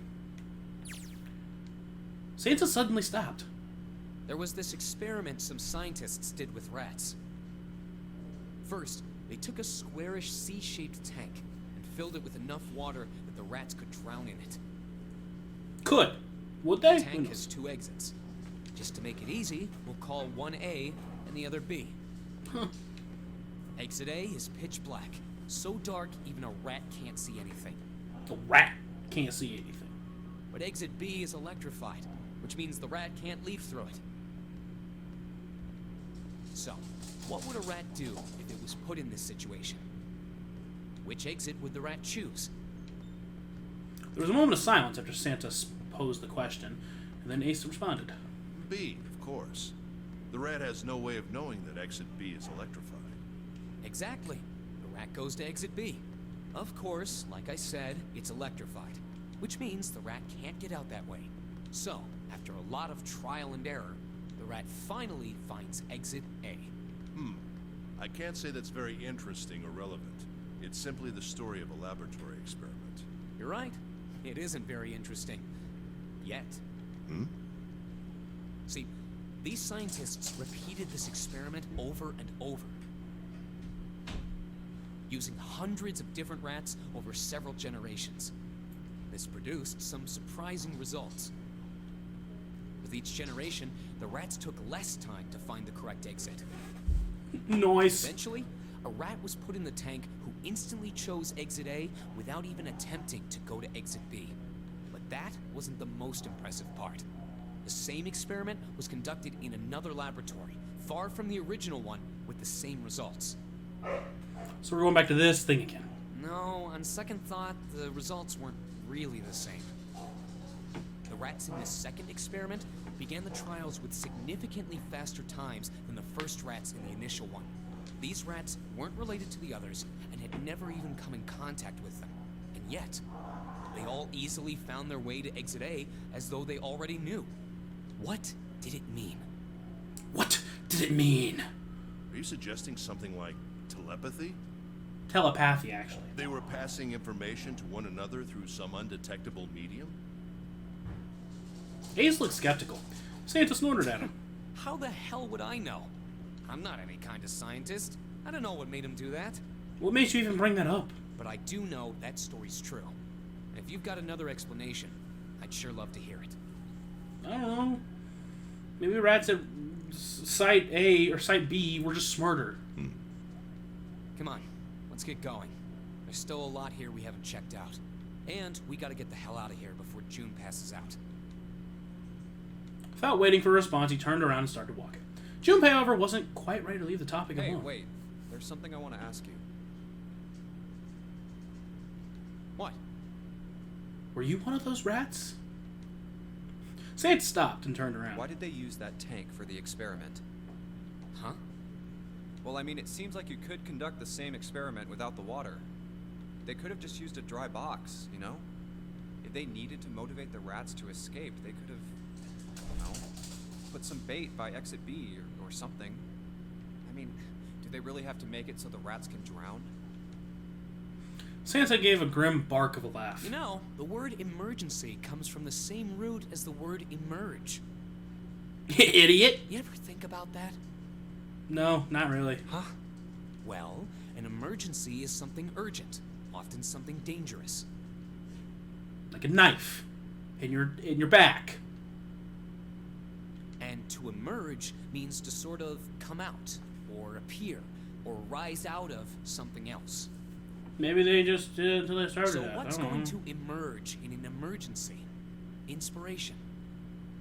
Inspiration? Yeah. Think about it. When the chips are down, either you crack or your mind focuses and pulls up what you need. So in an emergency, your real potential emerges. Is that what you're saying? Yeah. That's why the rats had to drown. They had to be in danger.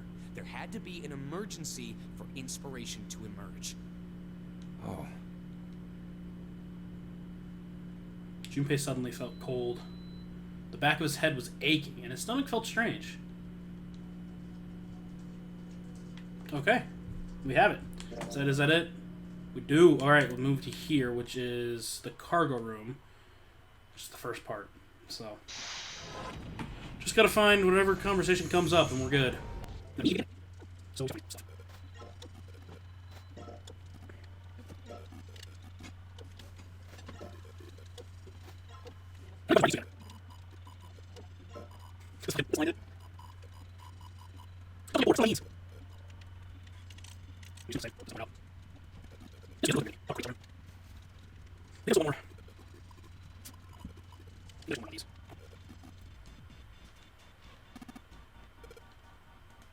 Yeah. That's nine of them.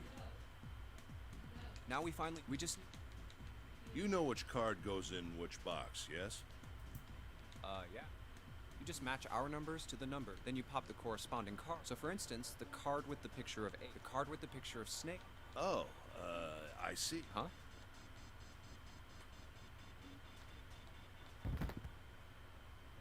Junpei heard a noise. He spun around, just in time to see June collapse in front of Hey. the fence. June, are you okay? She did not respond. Junpei spun back around to face Ace. I'm sorry. I gotta go check on her. You finish the box thing, all right? Just put the cards in the boxes. I'm counting on you. He shoved the cards into Ace's hands and ran off toward June. Are you all right? What happened? Junpei called out to her as he ran. Can you stand? As he arrived, June was climbing to her feet with Santa's help. Oh, I'm sorry. I'm fine. Totally didn't. Almost died. I just tripped. Don't give me that. Now is not the time. But it's true. I tripped over a box. Just let me see for a sec. Junpei put his palm on her forehead. You're still warm. Her temperature was much the same it had been the last time he checked. She wasn't hot like she'd been before, but she was still warm. Her fever wasn't completely gone. I saw her fall. I think she really did just trip on something, you know? On this, Junpei would have been more willing to agree if June hadn't needed quite so much help standing up. Still, to fall down like that? I think she's probably still a little messed up. June was doing her best to busy herself, brushing dust off her dress. Her smile looked a little embarrassed and her face was a bit flushed, but she did look a great deal better than she had. Still. All right, well, let's just get out of here as fast as we can so we can get you to a hospital. Oh, I don't think it's anything that serious. The way she said that is not the way she looks. I just need a little medicine and some sleep, and I'll be fine. Medicine. Medicine, huh? Well, if we could get in touch with anyone outside, I'll bet Ace could swing that for you easy. Ace? Why? Huh? Don't you know? He's the president of a pharmaceutical company. Why would I know that? Don't you now? Cradle Pharmaceuticals is the name, I think. Their flagship product is an anesthetic drug called Soparil. Soparil. Soparil. Soparil. Heard of that before somewhere. What is happening? Junpei couldn't shake the feeling that he'd heard about Soparil before. Santa continued. Soparil. It's an anesthetic that's a gas at room temperature. A lot like how nitrous oxide is. Oh, that's right. I was like, I knew that name too, It but takes only a few seconds to spread, and even a small amount is very effective. A bunch of countries quickly accepted it for widespread use within their police and military forces. It was an effective crowd suppressant and room clearer. It was practical, ethical, and the humane nature of it made it the ideal drug. It's been around for about 6 years. They developed it from the extracts of several different roots. well, she was the one that helped Ace a lot, so maybe he somehow transferred it to her. Like you said, it was like what a gas at room temperature, so maybe someone got out and blah blah blah this, blah blah blah that. You know, It became popular almost as soon as it was made public, with many governments placing large orders. Demand for Soparil skyrocketed, and of course that meant Cradle Pharmaceuticals stock did too. so Ace is loaded. Why do you know all of this? Santa's information was interesting, but Junpei couldn't help but feel a little suspicious. Santa's reply was blunt and I simple. heard it from the old man himself, From Ace? When? by the number 4 door at the central stairway, when we were searching the second-class room. Hold up. Hold up. No, that's good. Remember how Snake, Seven, and you went to door 5? It was back then. I asked him what he did for a living, and he said he ran his own company. After that, we just started talking, and I guess it just came up, you know? Huh. Are you worried about something? No, nothing. How? He literally just basically told you that has the same issue and she's tired. I don't know. I mean, I'm guessing that it isn't a long-term issue. As he spoke, Junpei looked over toward Ace. He seemed to be having difficulty with the 9 boxes. What the hell is he doing? Dude. He turned back to June and Santa. June, don't push yourself, alright? Yeah, obviously don't push yourself and fall over, Yes. weirdo. Santa, could you take care of her? I'll go check on Ace. Looks like he's having trouble. Sure. Gave them both a short nod and then turned and headed toward Ace. What are you doing? Ace's back was to him as Junpei approached. The older man turned around and looked at him. His face was pale and covered in What sweat. Nothing. My vision has gotten rather blurry, I think, because of fatigue. I can't see very well at the moment. What can't you see well? These pictures. Ace held the cards up to Junpei, splayed out in the shape of a fan. I don't care to admit it, but I may be developing presbyopia. What are with these fucking words? Growing old is a difficult thing. He made the best attempt he could at a self-deprecating smile, but his face was flushed and his lips were pale and drawn. At any rate, I'll leave the rest to you. I'm feeling awfully tired, so if you don't mind, I'd like to rest for a bit. You feeling tired again? Getting into second wind of that Soparil? He shoved the cards in Junpei's hand and walked quickly away. Junpei looked at him quizzically. How could simply looking at cards have tired him out? Junpei looked down at the cards in his hands. All the pictures were quite clear, and each person easily recognizable. Was Ace's vision truly so bad? But if it wasn't, what had made him so uncomfortable? That was when Junpei remembered what he'd heard from Lotus much earlier. Prosopagnosia. Well, put simply, it means a condition where the mind can't distinguish between human faces. Oh, so he has it. I don't know if that's led to anything else in this game. I haven't really paid much attention, but In other words, my face would look so they can't. That means that. Maybe he's got prosopagnosia? Junpei took another look at Ace. He sat at the base of the stairs, looking quite depressed. Well, he's depressed enough to have it. He really did have prosopagnosia. There was no doubt it was a depressing and painful experience. Still, Junpei didn't feel like patting him on the shoulder and telling him everything would be all right, and it helped. Still, Junpei felt perhaps it was best to keep Ace's condition to himself, at least for the time being. Oh well. Doing his best to clear his mind for the task at hand, he turned back toward the boxes. Time to solve the 9 boxes puzzle. The 9 boxes puzzle. 9 cards with pictures and 9 boxes. Junpei stared at them for a moment and then began. Ace's card is in box. Yeah. I just. I don't even think I need it. Finally, the 9th man's card into box 9.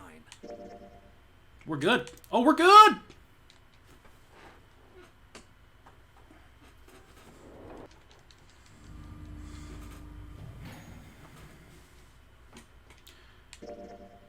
Oh, wait. Look, it's. Seven and Lotus.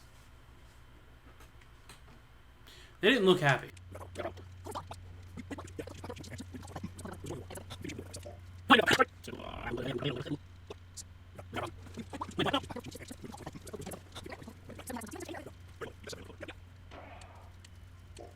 She's not. No, All right, just in case, we should go take a look in the shower room. shower room? That's where her brother is. She might have gone to see him. This is new. I know for a fact this is new. June bit her lip. She knew, as Junpei did, there was only one thing to see in the shower room, and it wasn't pleasant. We might as well check, right? Let's go. There was a screwdriver stuck in the door in Good. the frame. We can still get in. We should thank Seven later. Junpei and June slipped through the door and moved down the hallway and stepped into the shower room.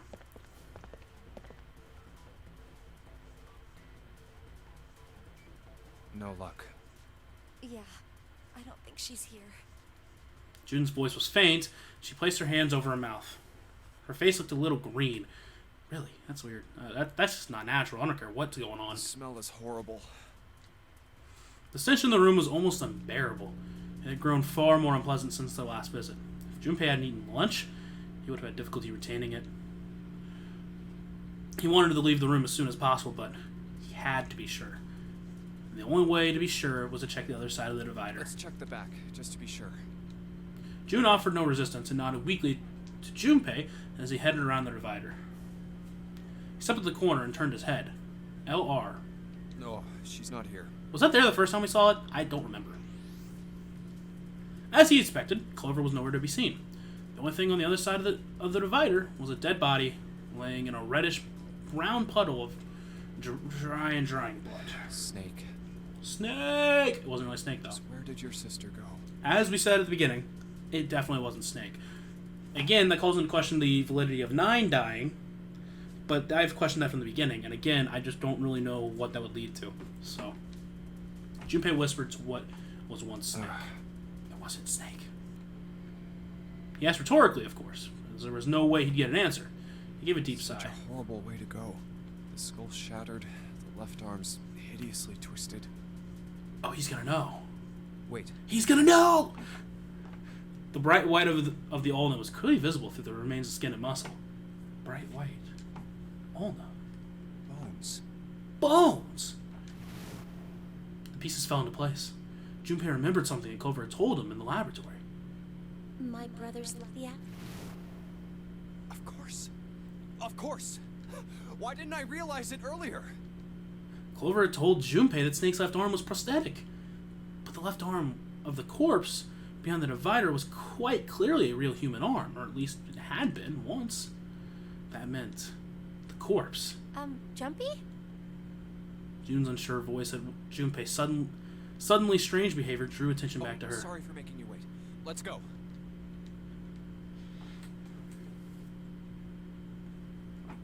Junpei and June headed back toward the large hospital room. They stepped through the door and out the shower room. Down the hallway they went, searching for Clover in every corner. They'd reached the stairs when Seven appeared, breathless and yelling. Junpei! June! Where were you guys? He looked pale, and his face was drawn. Something terrible had happened. Junpei's breath caught in his throat. Did something happen? Seven drew a shaking hand across his face and gulped down a breath of air. Clover is dead. Oh, shit. Well, that didn't help. Unless Seven's been on it. I found her in the first-class bathroom. Fuck! Oh, well, Lotus is alive. Everyone's here.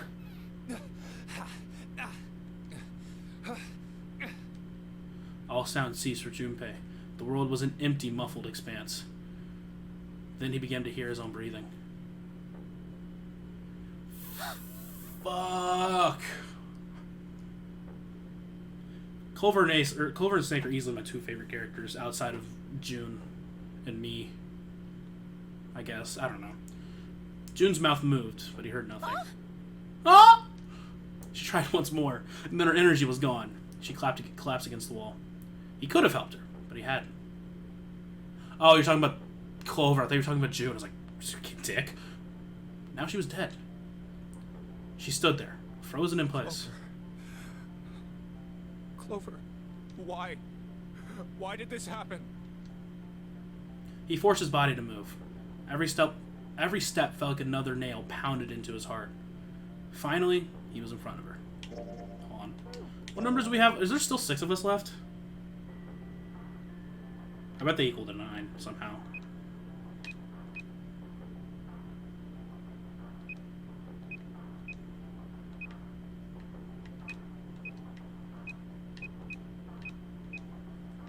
Five, 6, and 7. 8, 3, 1. Oh, they don't. Shit. Never mind. It's still interesting. Finally, he was in front of her. He knelt, placed 3 fingers against Clover's neck. No pulse. No breath. But she was still warm, and her eyes were closed. Peacefully. Would have been easy to think she was asleep. Easy, that is. Were it not for the slowly expanding puddle of blood beneath her. He traced its source back to her. A gash just beneath her shoulder blade. Was the weapon a knife, perhaps? If it was a knife, the killer had taken it when they left. When he closed his eyes, he saw Clover smile. Clover. Her innocent smile. Her energy of that damn 12-year-old. He would never see her smile again. Until the next playthrough. He could have done something. He could have helped her. His stomach twisted itself into a sickening knot. Let's get out of here, June. When he was stabbed in the back again! Junpei lifted a limp June from the floor and carried her from the bathroom. This is sad. Are you alright? It wouldn't be that sad, like, if I had just played through it normally. You know what I mean? But, like, if I played through it this way the first time, but, like, It was a foolish question, and he knew it. Yes. I think so. Her voice was weak. The fever had gone down, but the emotional scars she received were not likely to recede as quickly. Junpei laid a hand on her shoulder, and they walked back to the bedroom. You should get some rest. Here, the bed. Can you sit? Yes. She nodded, once, and stared at the floor. While you're down there were 4 others in the room. Ace, Lotus, Santa, and Seven. They all stared at nothing, their faces drawn and tired. After a while, they drifted into the bathroom to see Clover's corpse themselves. Once everyone was back in the bedroom, Junpei walked slowly to the center of it and looked around as the slumped figures Who was gathered the there. first to find the body? Me. Seven spoke from behind Junpei. He turned around. Seven's hand was up. Why did you come to this room? To look for Clover. Why else? I found her body in the bathroom. As soon as I did, I ran outside. I got to the top of the stairs by the casino and yelled as loud as I could. Hey, guys! I found her, but it's bad. She's in the bathroom in the first-class cabin. Come quick! Or something like that. Then I went back to the bathroom. Ace, Santa, and Lotus showed up real soon after that. But I guess you two hadn't heard me or something because you didn't show. So I took off down the stairs to look for you. After that, I mean, you know the rest, right? Junpei nodded and closed his eyes. There was one more thing he needed to ask. Did he come here first? Seven. There's one more thing I'm worried about. What? You stuck one of those plates in between the door and the frame, right? Why did you do that? Come on, didn't I already tell you that? I did it so that the door wouldn't lock. So we could come back to this room? Oh. You think I did it? Oh shit, I forgot! This is the room he put it in there. I'm not saying that, I'm just saying you're the one that put the plate in there, which... Well, I don't know. That kind of depends on what you say, doesn't it? For crying out loud. Seven sighed and shook his head. Follow me. There were 2 doors standing next to one another. He opened the one on the right. Closet? That's why he did it. I remember. That's why he did it. I remember that. I remember Junpei being a fucking idiot for questioning that. Yeah. Seven stepped inside. He stood in front of one of the shelves that filled it and gestured toward a small box. The box was small, a small metal cube. He looked at Junpei. This is the reason. This safe. We couldn't open it when we were getting through this room. I figured there might be something pretty important in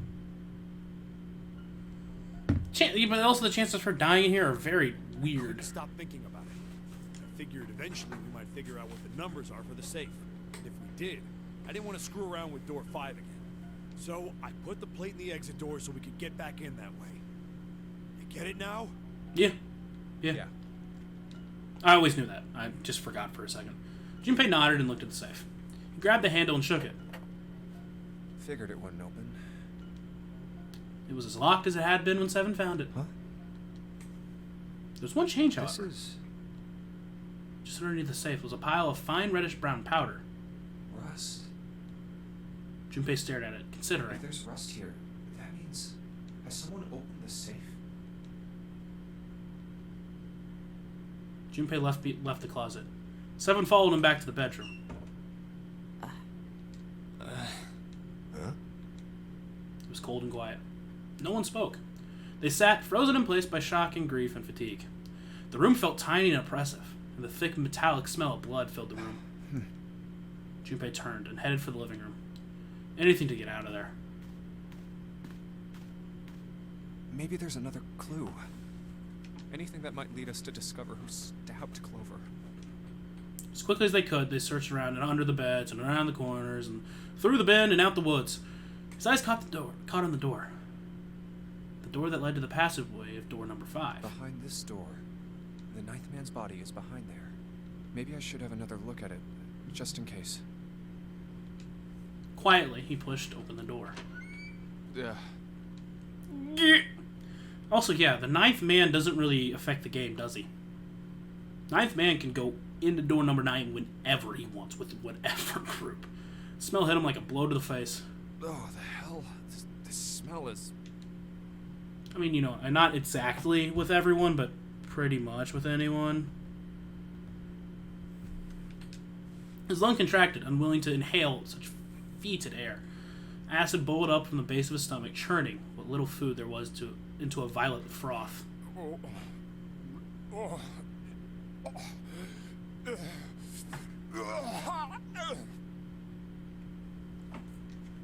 was too much for him, and he vomited. A thin stream of yellow water and bile spouted on the floor. And the bomb! He wiped his mouth weakly and stared at the dead body.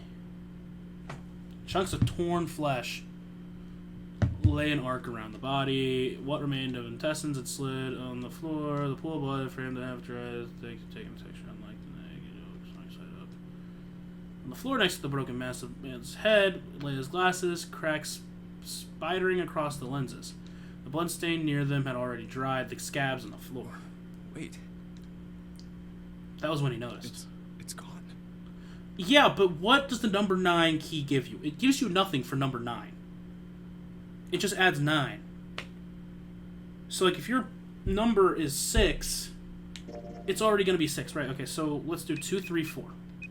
That's not a good example. 4, 5, 9. No, that's not bad. 4, 5, 8. 8. You add 9 to that? This can be 8. 2, 3, 4, 7. 5. Yeah, 9 of that? 5. So what's the point of having an extra 9 bracelet? His bracelet. It's gone. It was right next to the glasses. But now, it was gone. The number 9 bracelet was gone. But why? Had someone taken it? He was turning it over and over in his mind when he heard Seven's voice. Where'd Junpei go? I'm just out here dying. It had drifted out to him from the living room.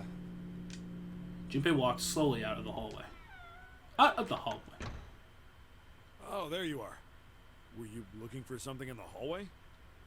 Seven looked up as Junpei entered the room. Did you find something? A lack of something. He thought for a moment before he responded. No, nothing. Technically, it wasn't a lie. He hadn't found anything. In a way, in fact, that was the problem. Something he expected to find hadn't been there. The 9th man's bracelet. Well, I wanted you to take a look at something. This knife! What is it? Seven led Junpei back to the bathroom. Clover. As Clover corpse came into view, he felt his heart flip and then fall into the bottom of his stomach. Something between a sigh and a groan escaped his lips. What was it you wanted to show me? Well, she doesn't seem to have her bracelet. His voice was hollow and empty. I searched Clover's body again. A real shame. She was stabbed once in the back, probably by a knife or something. And I found this. As he spoke, he moved around Clover's head. Then he knelt down and flipped open her right hand. What? She was holding a piece of paper. I haven't actually looked at it yet. Didn't want to disturb the crime scene, you know? Basic stuff. Well, I did borrow one thing. What? He wasn't sure what that meant, but it likely didn't matter. The paper was more I'm important. opening it. I'm guessing he took the bracelet, because I thought she had it on the first time I saw her. He picked it up and carefully opened it. There were 2 sentences written on it. Truth had gone, and truth had gone. And now truth is asleep in the darkness of the sinister hand. Now truth is asleep in the darkness of the sinister hand. Turn to Clover. What the fuck does this mean? What is this? Some kind of secret code? Seven peered over Junpei's shoulder at the note. Junpei stepped away from Clover's body and into the living room. He began to pace, attempting to decode the note. Code. A code. The first clue was likely the phrase, sinister hand. Sinister hand means left, right, left, right. What? I don't know. I don't know. Left. Sinister was a term used in heraldry that meant to the left of the bearer of a coat of arms. I didn't know that. Left hand. The left hand. What does the left hand mean? Junpei looked at his left arm. That's why I said left hand. The bracelet on his Does wrist. the darkness of the sinister hand have something to do with the bracelet? He examined the There's bracelet 2 closely. things sticking out on either side of the face. The left and right sides of the face. Left and right. Left and right. Right and left. Truth is gone. Truth gone.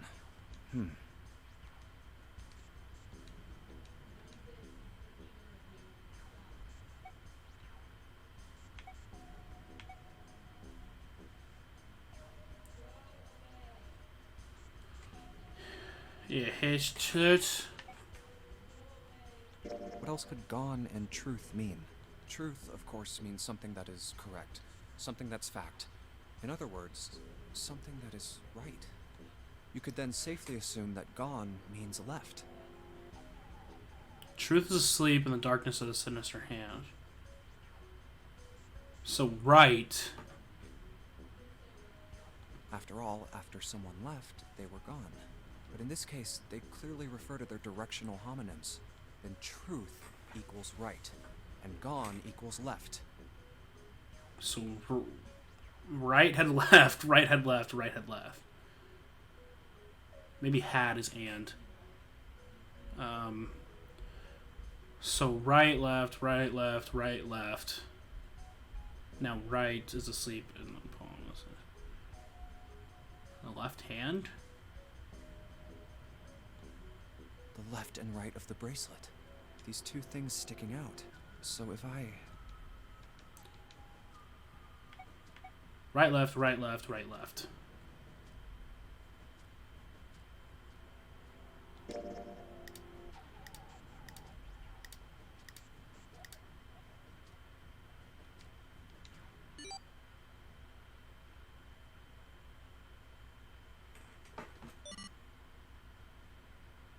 One after another, 8 numbers flashed on and then off of the face of Junpei's Wait, bracelets. did it just...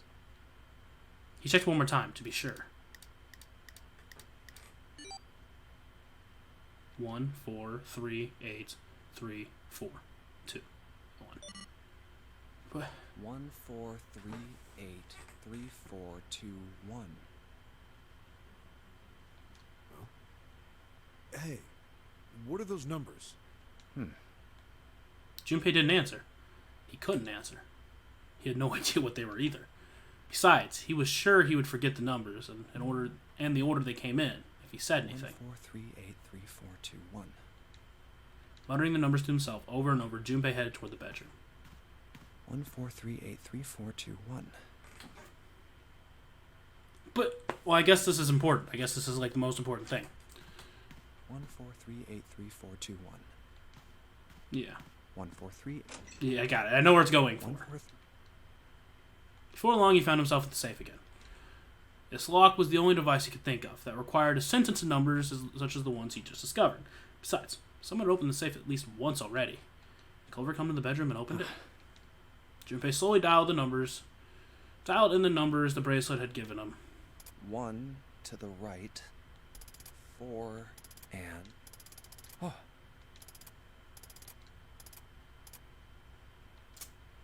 Bingo. I knew it was for this. A small telltale sound of the lock opening. He grabbed the handle, took a deep breath, and pulled up. Oh, is this some sort of note? Inside was a piece of paper. It was roughly the same size as the one Clover had been holding. Let's see. Junpei picked it up. This is what it said. Fact number 1. The nunnery game was played once before, 9 years ago. Fact number 2. The person with the number 2 bracelet attended the game 9 years ago. Fact number 3. It was planned by the following 4 people. Cradle Pharmaceutical CEO Jinichiro Hongu, or Ace. Cradle Pharmaceutical Chief of Staff Nagisa Nijiski.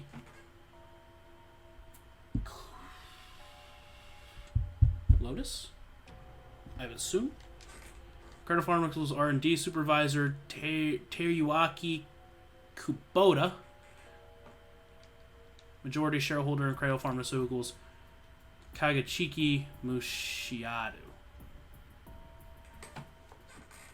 So that would be...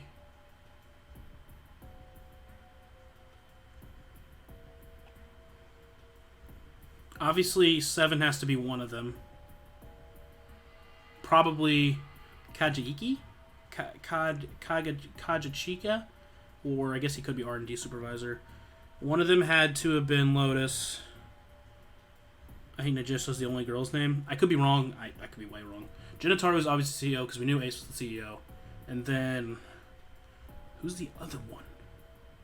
Maybe it's number 9. I must punish them. For the innocent lives they had sacrificed. Wait, no. That'd be Santa. Because you know Santa was in it too. But why are me and... because it was 7 years last time. This was what she said. This is the only warning they will receive. That innocent souls might be saved. I now state the truth.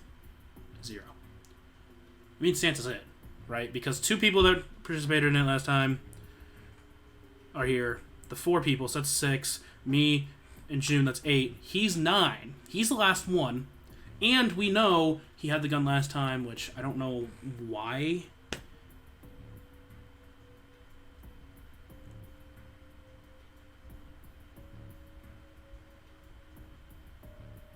I don't know. I guess he had something else on his sleeve. Junpei left the closet. There were 5 people waiting for him in the bedroom. Ace, Lotus, Santa, 7, and June. He looked at each one of them in turn and slowly placed his hands in the pocket of his vest. Sorry, but do you think you could all come with me? Come with you. I want all of you to go to the big hospital room. Why? There's something I want to be sure of. What do you want to be sure of? I want to know if the person I suspect is really the culprit. Wait, then you're saying... I don't know, I'm kind of on Santa's side here. But I don't think he... Yeah. It doesn't... I still don't know where the story ties I've up, got it though. figured out. I know who killed Snake and Clover. I don't know who did that, though. Because it wouldn't make sense that it's... But Snake's alive. You just realized Snake's alive. The atmosphere in the room changed. Grief was suddenly gone, replaced by attention like a strap of leather stretched to its limit. 5 sets of eyes stared at Junpei. He pretended not to notice. Anyway, if you could all please move to the big hospital room. I'll explain everything as soon as we get there. Then, as almost on cue, the bell began to ring.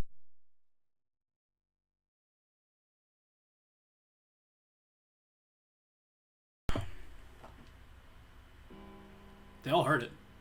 It was the bell from the clock in the main staircase.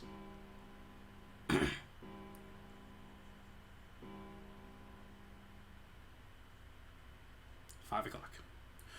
It's 5 o'clock. We've only got an hour left. I don't know why he didn't We say don't that. have a lot of time left. Let's go. Slowly, one by one, they followed Junpei out of the bedroom.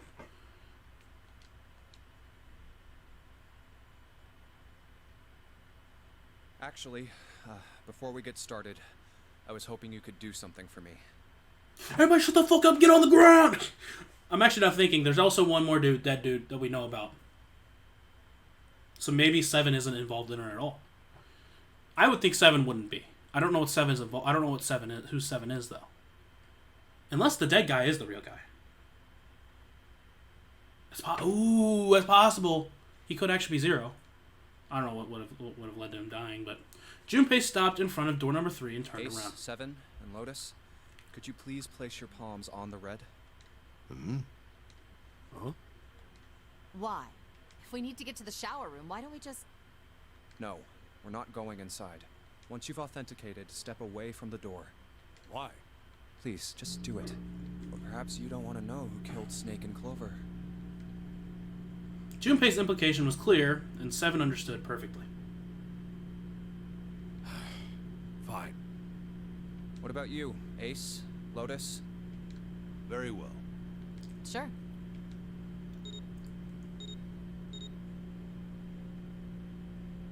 I don't know what's happening.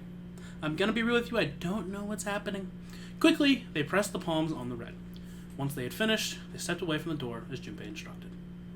3 asterisks shown on the red display. I have this idea. I don't think this device responds to a hand placed on it. It instead reacts to a bracelet being brought close. Yeah. I knew that. I figured that much. You don't actually need a hand. Junpei approached it and held his bracelet over the scanner. He made quite sure he didn't place his palm on it. Instead, only brought the bracelet near it. The fourth asterisk appeared, I knew it. just as Junpei had expected. It was possible to authenticate without placing one's palm on the red, so long as the bracelet was brought near it. Junpei pulled the lever down.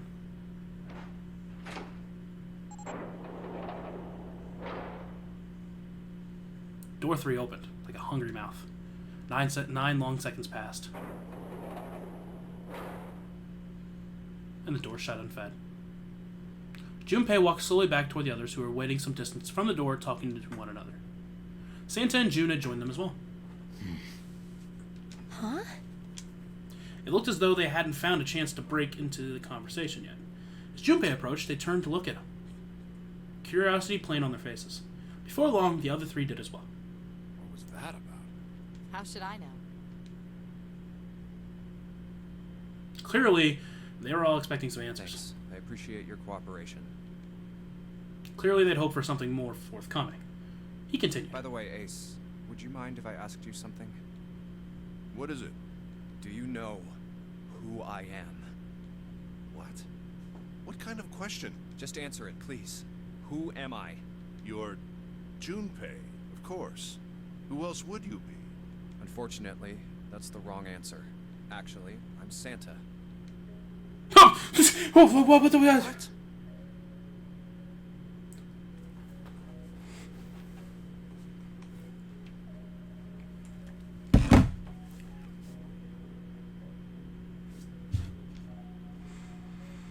Ace's voice was full of surprise, but it was also tinged with confusion and fear. I'm confused with confusion. Everyone else looked nearly as surprised. Santa looked especially shocked to discover he was actually someone else. If he spoke, however, the trap would be exposed. Junpei quickly The continued. clothes I'm wearing, I borrowed from Junpei.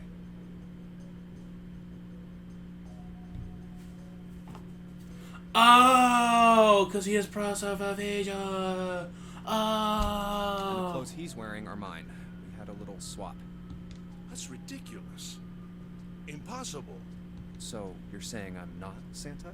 Of course you aren't. Why? What makes you so sure I'm not Santa? I see what he's doing. Okay. Okay, I thought he was actually... Okay. If you were Santa, then door 3 wouldn't have opened for us just now. 1 plus 7 plus 8 plus 3 equals 19.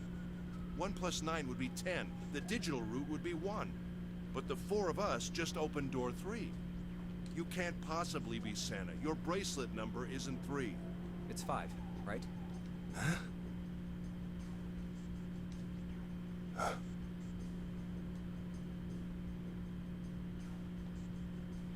Only then was it too late did Ace realize his mistake.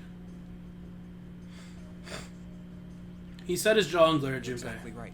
My bracelet number is 5. As he spoke, Junpei lifted his wrist up to show everyone the bright red on his Ace. wrist. I tricked you. Of course, I'm not really Santa. I'm Junpei. Who could possibly think I was? It's obvious I'm not. To think I was? Ridiculous. But I guess you couldn't see just how obvious it was. I asked you before, didn't I? What makes you so sure I'm not Santa? And you answered. If you were Santa, then door 3 wouldn't have opened for us just now. Most people wouldn't say something like that. The first thing that would come to anyone else's mind wouldn't be the bracelet number. You didn't have to do that entire, like, production. You could have just been like, I'm Santa, and then just gone on, and he would have been like, oh. Well, maybe he would have Maybe eventually. one thing they'd say. One sentence. You don't have his face. Well, I mean, you don't look like him or something. You're not Santa. Ace, you have prosopagnosia. Am I right? Junpei's voice was quiet and calm. He knew the truth. So did Ace. Prosopagnosia? Prosopagnosia? The others looked confused. What's that? No clue. Prosopagnosia is... He heard Lotus begin to explain it to him. He didn't give a shit. I don't give a shit. Ace glanced at them and turned back toward Junpei and sighed. Very well. I confess. I have prosopagnosia. I cannot differentiate human faces. Is that what this was about? You want to mock me for my disorder? No, not at all. I'm not making fun of you at all. In fact, I feel kind of bad for you. No, the reason I brought this up is that there's an excellent chance the person who killed Snake has prosopagnosia. I'm still confused. I'm still so confused. Ace's face tightened. His eyes narrowed. What do you mean? Yeah, what do you mean? Because I'm confused. Junpei leaned casually against the iron piping in one of the beds. I'll just come right out with it. I think it was you, Ace. You killed him. I'm still so fucking confused. I'm still... have no idea what's going on. I am lost. I'm right with them. What is going on? Like, I've been with him the entire time, and it still doesn't make sense to me. Junpei was suddenly very aware of 5 pairs of eyes on him. He had their undivided attention now. The room had grown very, very quiet. Junpei took a deep breath. That's ridiculous. What possible evidence do you... I have 3 pieces of evidence. Does he? Because I have none. The first. Think back to a few hours ago. He's gonna explain it big. But You made us argue over the 3 doors here in the big hospital room. There was no way all 7 people could go through them. Lotus suggested that we sacrifice one of us. Lotus looked away awkwardly. Junpei glanced at her. Continued. And you, Ace, said, I'll stay here. Yeah. Why would you say something like that? It's pretty simple, really. You didn't want us to see the dead body in the shower room. You see, if Ace stayed behind, there were only 2 doors the rest of us could go through. Doors 7 and 8. Well, that's a good point. Yeah, I wouldn't have gotten that. That still doesn't really make sense to me, though. There was no way we could get through door 3, the shower room. You knew that, didn't you, Ace? This would make a lot of sense if Snake was dead. But Snake is alive. He is clearly alive from what they said. That's why you volunteered to stay behind. Come on now. I think that's going a bit far. Oh, it would make sense, because if he had the 9 bracelet... I can understand if you're jealous of my bravery, but please don't devalue my actions. I only wanted to save the rest of you. Surely you can understand my altruism. Altruism, huh? Junpei stared off into the darkness at something very interesting, and lazily began to dig a persistent bit of wax out of his ear. You already knew, didn't you? You knew that whichever doors we took, eventually we'd end up back in the big hospital room. How do you know that? What on earth are you saying? Of course I didn't know that. How could I have? Really? Yes, yes. Cleaning was not something they had heard from Ace before. Junpei pulled out a piece of wax from his ear, glanced at it, and flicked it off the darkness. Okay. Oh well, that's cool. I've still got 2 more pieces of evidence that say you're the killer. The second is that, as I said earlier, you have prosopagnosia. Then you mean to imply that a person who can't distinguish human faces must be a bad person? Yeah, Junpei, they call that prejudice. I know. No, I am not that stupid. Then why? Then why? Because I'm wondering why too. Well, before I explain, I suppose there's something I should tell you. The corpse in the shower room. It's not Snake's. What? Well, I knew that. I still don't know where it's going with. Ace's face went pale. The others looked confused as well. The body wasn't They put Snake's. it together right away, but there was something Clover told me. She said that Snake's left arm was prosthetic. He'd lost his real arm in an accident. But the body we saw in the shower room, let's call him Guy X. Guy X's left arm was definitely flesh and blood. In other words, Guy X couldn't possibly have been Snake. Oh God. No. That's impossible. Ace had started muttering deliriously to himself, shaking his head back and forth. Junpei was long past Let's say, caring. hypothetically, that the killer didn't have prosopagnosia. If that were the case, he would immediately realize that Guy X wasn't Snake. Even if the clothes were the same as Snake's, their faces would be completely different. It would have been obvious they were different people. And yet, they still killed him. Why? Why would they kill a stranger who'd only just shown up? On the other hand, if the killer did have prosopagnosia, it makes sense. Yeah, sure. I still don't know where this is going. They thought Guy X was Snake and killed him. I guess it could have been a setup. But, wow, that's a fucking... Wait. Wait just a moment. Let's say you're right. and I mistook Guy X for Snake. Even if I did, I would have had no motive to kill him. Why would I want to kill Snake? I can think of at least 2 motives. 1, Snake knew about your past. If he ever revealed what he knew, that would have been really bad for you. You really didn't want that to happen. So to make sure Snake's mouth stayed shut, you killed him. Well, you didn't actually kill him. Snake had a grudge against you. You knew that. Or at least you could have easily assumed he did. Even without exposing your identity, he was a threat to you. You never knew when you might be attacked. You couldn't ever let your guard down. Every moment was a moment he might try something. You didn't want that kind of danger hanging over you. So you... Hey, hold on a minute. For the first time since the beginning of Junpei's explanation, someone besides What's Ace the past spoke. that Ace wouldn't want us to know? Why did Snake have a grudge against him? Look at this. He handed Santa a small piece of paper.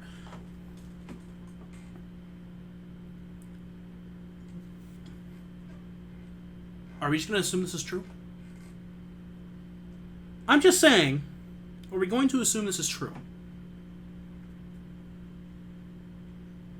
I'm just now realizing. That piece of paper... What's this piece of paper? What's it worth? That's the question. Santa squinted at the paper and began The to read. notary game was played once before 9 years ago. The person with the number 2 bracelet attended the game 9 years ago. Snake. It was planned by the following 4 people. Cradle Pharmaceuticals CEO Gentaro Hongo. Sorry, didn't say that right. What is this? Slowly, Santa looked up from the paper. Well, I guess that throws my Santa theory out the fucking window. His eyes met It's Junpei's. the message from Zero. It was in the safe in the first class cabin. Then suddenly, Give me a break! Ace's face was red and shaking. His voice full of fury, tinged with That desperation. paper is a lie! It could be. Like, there's nothing saying that it's true. Someone is trying to frame me! Very possible. Me. You said me, right?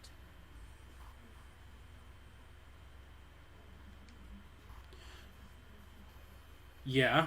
Junpei's eyes narrowed and the trap began to close. Ace inhaled sharply. His eyes flicked off to Junpei. To something. Anything else. Yeah. Okay. So he's admitting to being the CEO of the pharmaceutical company, which we knew.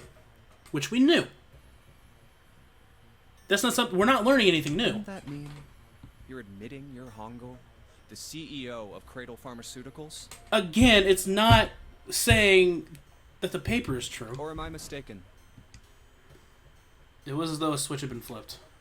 The color drained from Ace's face, and he realized what he had done, and his eyes went wide. Very well. I admit that much. I am certainly the CEO of Cradle Pharmaceutical, Gentaro Hongo. Hongo. So what if I am? I don't know anything about this nonary game that supposedly took place 9 years ago. There's nothing to indicate that he did. Just saying. Everything on that scrap of paper is bullshit. This is all... Yep, he's right. Well, I'm glad that he's saying Someone is it. trying to set me up, you see? First of all...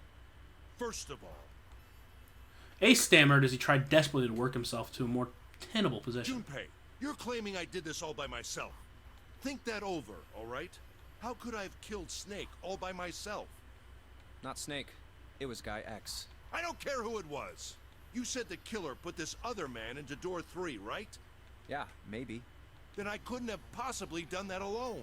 I couldn't have opened door 3 with only myself and Guy X. Could have done with the 9. He lied! Ace lied! Whoa! Nope. You could have. Huh? Ace's face was tight and his teeth were clenched. Junpei fixed him with a level stare. The trap was about to close. Actually, Ace, when you were unconscious, I took something from you. Remember when you were injected with that anesthetic and fell asleep in the big hospital room?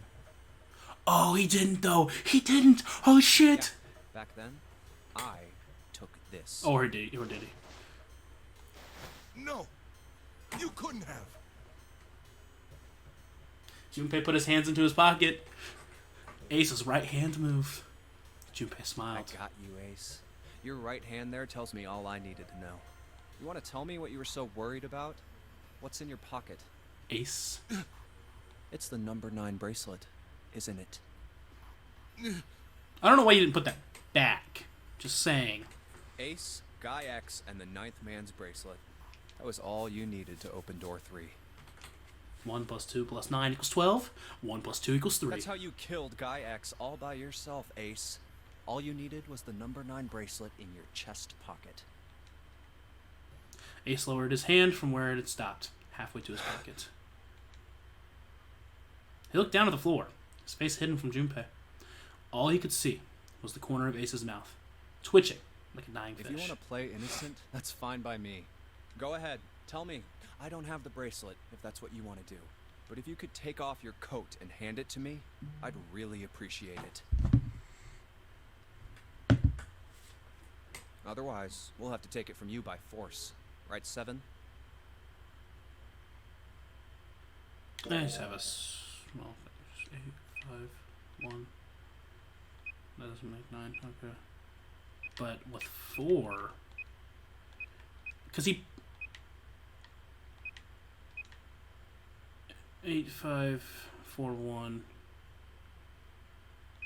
makes 9. Ah, shit. That motherfucker. He's the one that killed me in the first place. He had to have been. I mean, that's really the only explanation, right? Yeah. Be my pleasure. This is definitely going. This took me way too long to try to figure out, but I think I'm starting to figure it out. 7 cracked his knuckles with a sound like gunfire.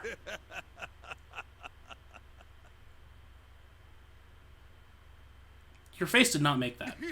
Oh, there you go. Ace roared with laughter. He threw his arms wide and his head back and laughed, filling the room with a sound that scarcely belonged there. Then it stopped. His arms came down and his head dropped to look straight at Junpei. Hi! How's it going? His face was flat and cold, devoid of any emotion. Junpei.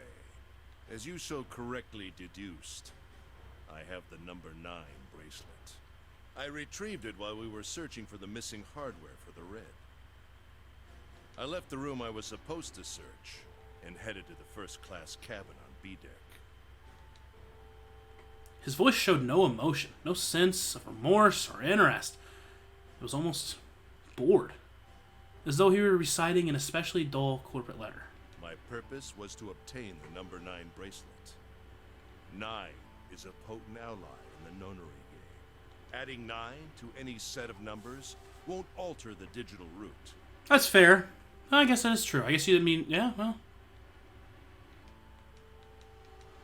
As you can see, 9 is a very useful number here. With it, one can go anywhere. With anyone. Well, no, that's still not how it works. That is still not how it works, and you fucking know that. It is, I suppose you could say, a game changer. So I made for the first-class cabin to obtain it. In mere moments, I successfully acquired the number 9 bracelet. There was also an unexpected bonus. The knife the 9th man had used. Okay, so you're... Oh, that's right. I forgot about that part. I quickly pocketed both of them and left. I should have put that together when I first died. Right? 9th man had the knife. That means the knife was probably from the 9th man. Who could have killed Snake? It would have been it would have been a stretch. I made my way back to where I was expected to be. That's when I ran into Snake. Well, this guy X, actually. I spotted him ahead of me.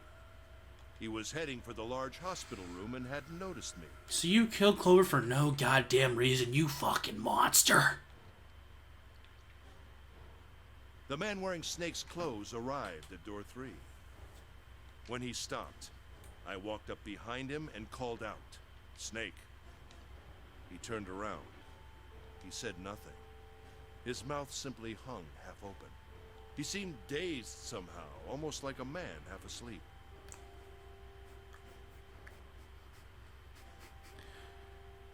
What happens if you go in door number 3? Holy shit. I'm just now thinking, because, yeah, wow.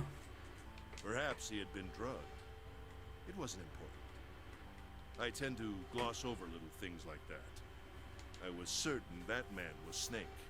I knew Snake had taken part in the nonary game 9 years ago. Being blind, it made sense that he didn't recognize me immediately upon our first meeting. But why then hadn't Snake said anything to me later? Surely he hadn't forgotten what had happened to him in the nonary game. But not once did he attempt to confront me. Did his lack of sight prevent him from fully recognizing who I was? Or perhaps Snake had conspired with Zero to deceive me? Regardless, he was a threat, and it was better to deal with him sooner rather than later. I had to get rid of him before he took action. Quite lucky. Well, I guess it could have been if he had... I don't know, I'm With not quick gonna worry about it. thinking, my plan went into motion immediately. I held the number 9 bracelet over the red. I waved my own bracelet in front of the red, and then grabbed Snake's arm and shoved his hand against the scanner panel. Yeah, keep going. We already know all this, by the way. Junpei's already done a great job. Not me. Junpei. Not me. By the way, yeah, not me. Junpei's done a fantastic job at this. The door opened. I threw the man through it. 9 seconds later, the door shut. The door shut. 81 seconds.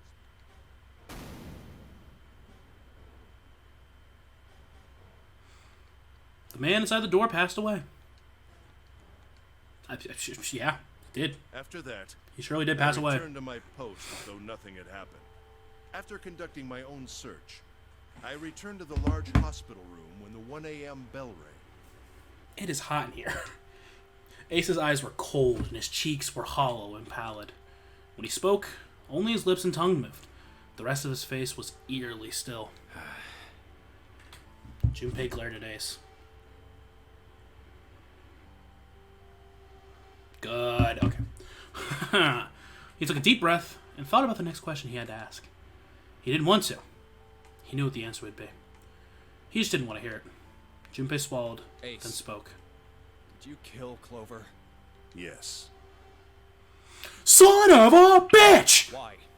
Why did you kill her? She was Snake's sister. It was possible he had told her something dangerous. He did. Additionally, she had gone through door 1. It seemed likely she might have found it.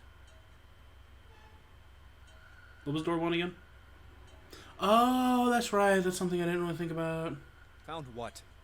Why don't you go through door 1 yourself? Perhaps it's hidden somewhere. Seven and Lotus interrupted. Yeah, but Lotus and I went through door 1 too. We didn't see anything suspicious. Yes. I thought as much after I heard your report at the central stairs. I doubt the two of you could find it. Huh?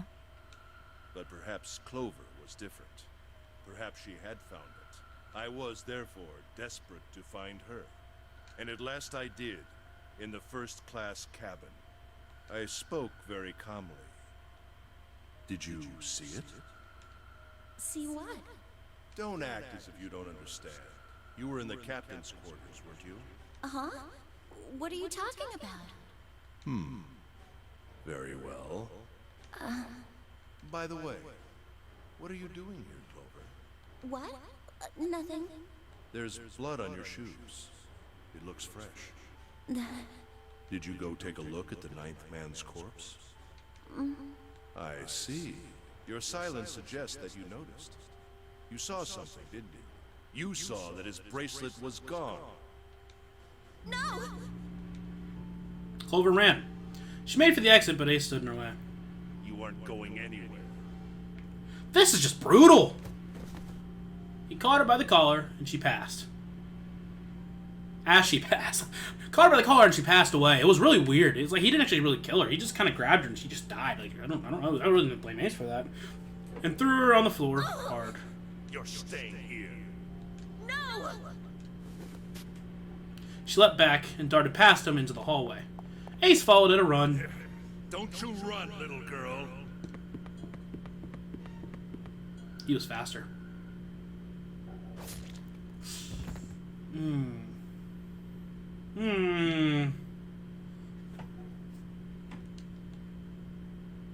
That was how I killed Clover. You didn't have to really explain it to us. That just seemed unnecessary. His face hadn't changed. If he felt guilt or remorse or anything one might feel for taking the life of another human being, it didn't show. You son of a bitch! Hey! It's not fair to call my mom that. Seven's whole body trembled with rage and his voice rumbled with hate. Okay, I have to admit, whenever he said that I was, like, Junpei said I'm Santa, I really thought it was gonna, like, hop into the supernatural thing of us changing bodies or something. I was like, oh my god, what is going on? But it's like, no, okay, it was just a trick. Santa's eyes were bloodthirsty, and Lotus and June's faces were distorted by anger and hatred. Ace looked at them and smiled. It was a cold, cruel thing, with no humor in it. He shook his head and sighed. I admit it. I've lost. I have lost. Sure, you're also just Completely an and utterly. asshole. Don't misunderstand, Junpei. I didn't lose to you. Are you sure about that? I'm just saying, I think you lost to me. Or to Junpei, not me. I'm sorry. I'm not Junpei. I lost to Zero, not you. I still don't know about that. I still think you lost to me and Zero. Because I'm the one that figured you out. Zero is the reason you're here, sure, but...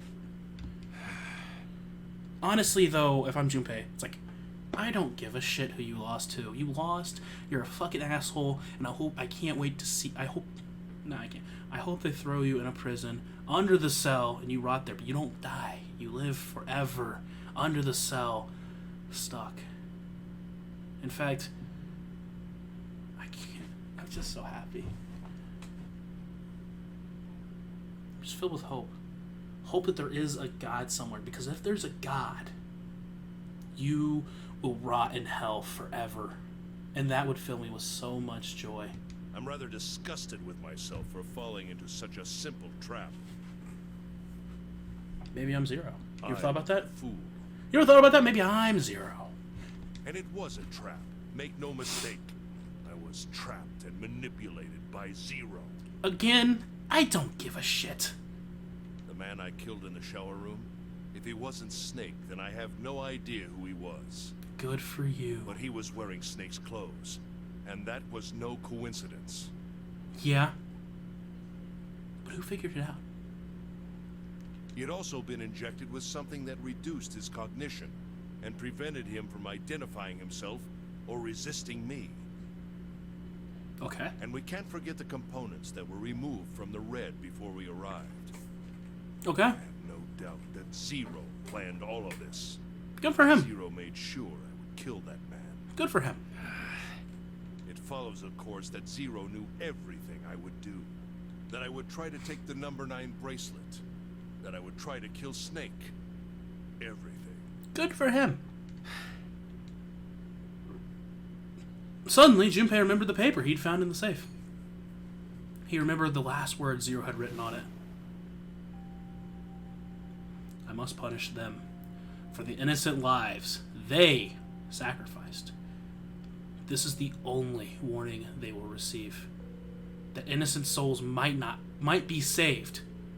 That innocent souls might be saved. I now state the truth.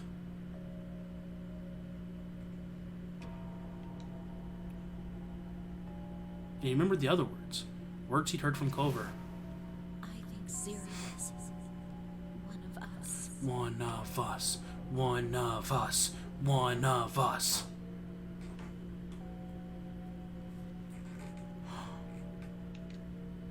One by one, Junpei looked at the five people standing in front of him. Ace. Santa. June. 7. Lotus.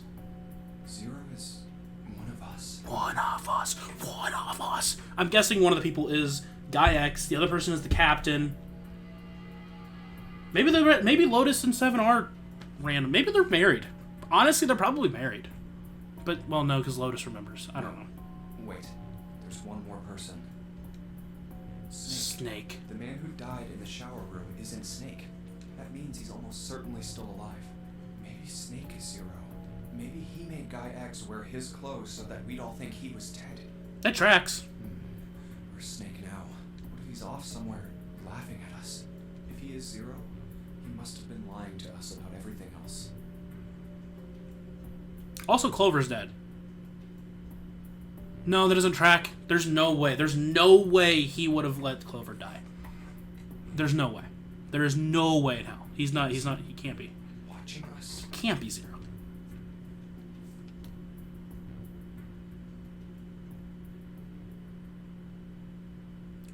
Safe ending means the I safe. believe I've finished with my confession. Why don't we get moving? Oh wow, we still have a while to go. The Senator as he just finished doing nothing more exciting than describing the weather. Huh, you right. Nothing exciting there. For Santa, it was the last straw. What the hell is this shit? You aren't going anywhere, you son of a bitch! We're gonna leave your ass here to rot! Why? Because I killed Clover? Yeah! Yeah! That's ridiculous. Why are you so upset that I killed the little bitch? Just find a screwdriver or something and just jab it in the head. Take his thing. Take the fucking bracelets. Leave him here to die and just go. Like, She was nothing to you. A stranger you only met a few hours ago. Am I wrong? to us, sure. She's an innocent girl. You bastard! Seven roared and lifted a fist that would likely have shattered Ace's jaw. But someone else is faster. It was Lotus. She stepped toward Ace, raised a fist of her own. Apparently did nothing to him. Apparently it just didn't affect him. Blindsiding me with a punch, huh? You've got some fire, don't you? Take his knife, slit his throat, run. I confess, I rather like a tough woman. Wish we took the gun. He sniffed, wiped a small trickle of blood from his nose with a raised eyebrow. Well, maybe you'd like another one then. Before that, let me give you one of my own. Huh? Lotus scarcely had time to blink. Ace snaked her arms around her and pulled Lotus back. Oh, now it's too late. Now he's got the knife. In the same motion, he reached into his coat pocket. Oh, no, he's got the...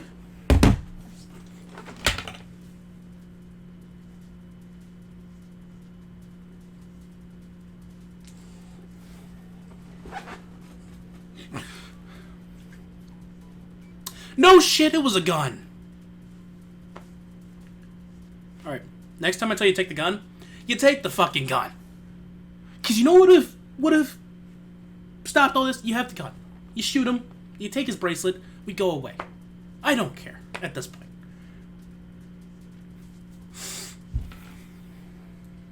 No, don't listen to me though. I don't know what I'm talking about. Junpei, you might be smart, but you're also fucking stupid. The revolver.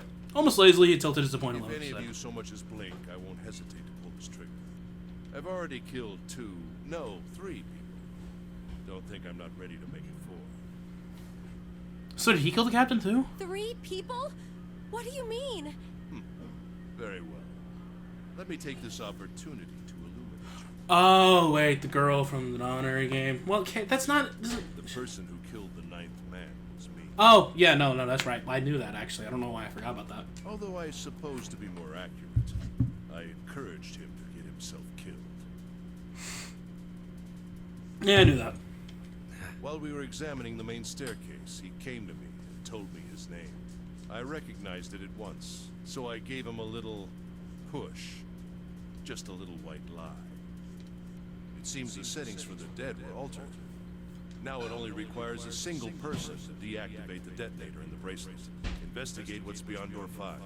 We'll meet again later. And with that... Okay. Have a good one, guys. I'm going off ahead now. Well then. Why is it stopping? God damn it! God damn it! He said you lied. I'm begging you. He didn't say he lied. He said you lied. I mean, I knew that. I knew it was... Please get me out of here. Fuck me, dude. Get me out of here. Did he say you lied or say he lied? Come on. my God! There's no time left! Listen, I was lied to! He lied to me! Okay, he did say he lied. Put me in here! Yep. Again, next time, pronouns. Don't use them. It was him! He killed me! It was him! I said this when it happened. Who's him? Who's him? You could have saved us so much trouble. You could have saved us so much trouble. But no. Had 4 reasons for killing him. You look like Aaron Rodgers in that picture, I'm not gonna lie. As I said before, in the nonary game, the number 9 bracelet is of utmost importance. If I had allowed him to keep such a useful tool, he, or it, would have become a threat to me. As such, I decided that he should be eliminated early on. I wanted the number 9 bracelet. That's pretty much number If I could one. manage to obtain it, I would be able to manipulate the game as I saw fit. I would be unable to acquire the bracelet unless its owner was dead. That's the second reason. Even setting aside his number, he would have been nothing but trouble for me. He was aware of my past. He knew what happened here 9 years ago. Here! It was important that I eliminate him before he was able to disseminate this information. Are you Lord Dordain? Lastly, I wished to conduct a simple test. A test to see if this nonary game was serious, or a poor attempt at a joke. I needed to be quite sure. As such, I encouraged him to act against the rules so that I might observe the outcome. Junpei glared at him. I don't get your third motive. What the hell happened 9 years ago? You would if you went down a different path like I did earlier, but Didn't I say? The nonary game was played. apparently here. I planned it out, and I conducted its execution. Which would make sense, that's why he knew, because it was played here. Why? What on earth was it supposed to do? I don't really think I have any obligation to tell you that. Ace smirked. Oh, now you want to stop talking. He was trying to provoke them, and it was working. Although Ace had paid very little attention to Lotus after catching her, the gun had never wavered from her temple. She looked quite pale. When she spoke, her voice shook. What's with this gun? You know what? Now that you're saying it, what is with that gun? What is with the gun? Where did he get this? Why don't you tell her, Santa? I'm gonna stand here and defend my case. Still should have taken the gun. Still should have taken it. Santa ground his teeth and glared at On Ace. the other side of door 6, we found the gun in the coffin in the cargo room, right? See, in another lifetime, he takes the gun.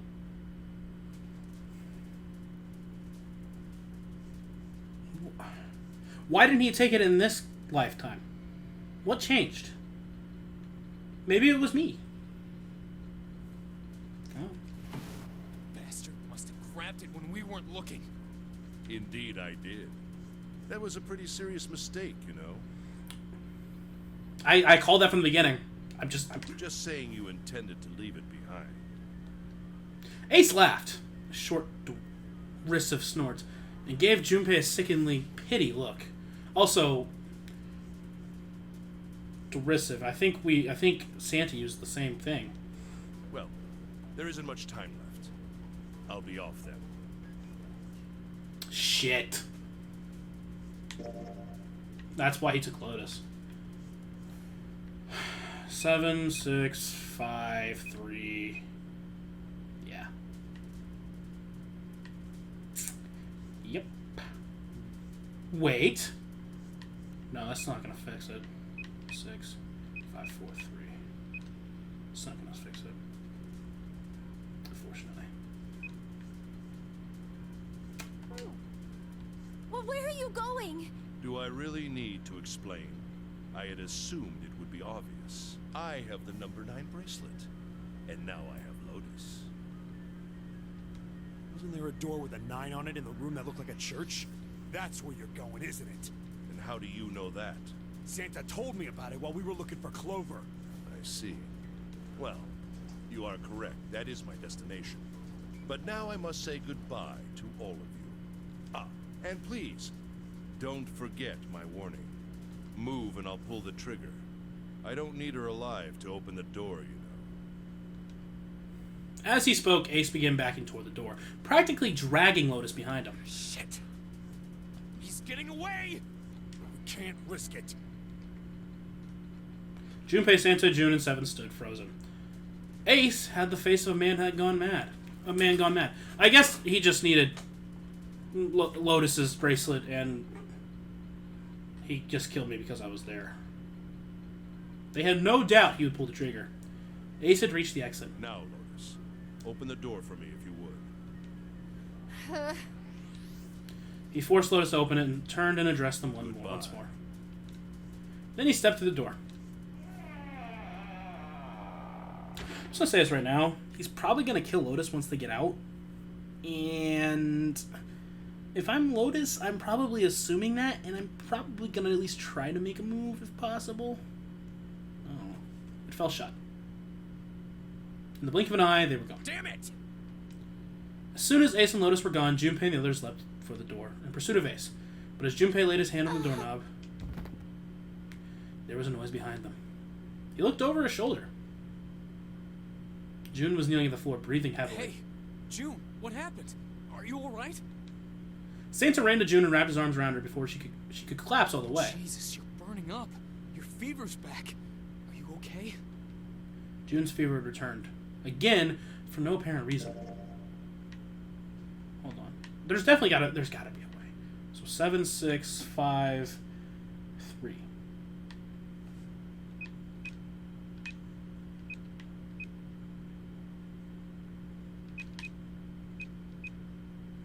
I don't want to leave Santa behind. I mean, this version of Santa... Well, I don't know what... Maybe we'll figure it out in the true ending, but why was that version of Santa bad? Why was he a dick? What changed? I don't know. Like, I don't know what led to that. Because now I'm, again, like, without that knowledge, I'm still with Santa here. But now, like, knowing that, I'm like... I don't know. Her eyes were watery, her eyelids drooped.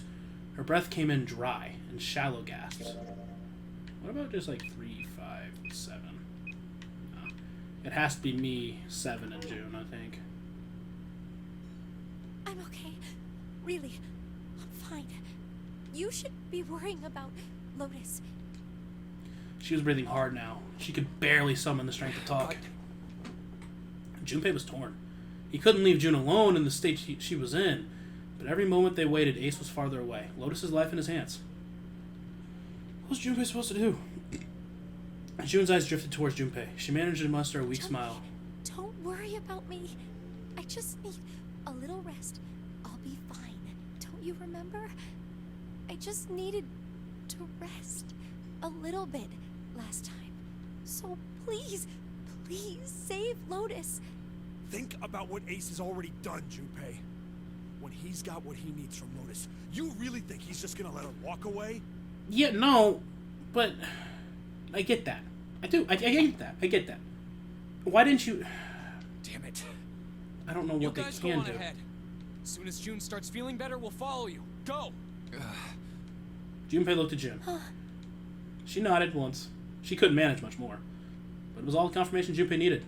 His resolve was set. All right, come on, Seven. We're going after Ace. Yeah, what are you guys gonna do? I'm just saying. Like, I just don't think you're gonna be able to get anything. Am I gonna die? Are we gonna die? Are we gonna get shot? Hell yeah! Santa, you take good care of June. I'm trusting you. Got it. Santa nodded. Junpei turned before he had a chance to change his mind and started running toward the door. You could hear Seven's heavy footsteps behind Let's him. go. Junpei and Seven exploded into the hallway, with their feet pounding the metal door as they ran.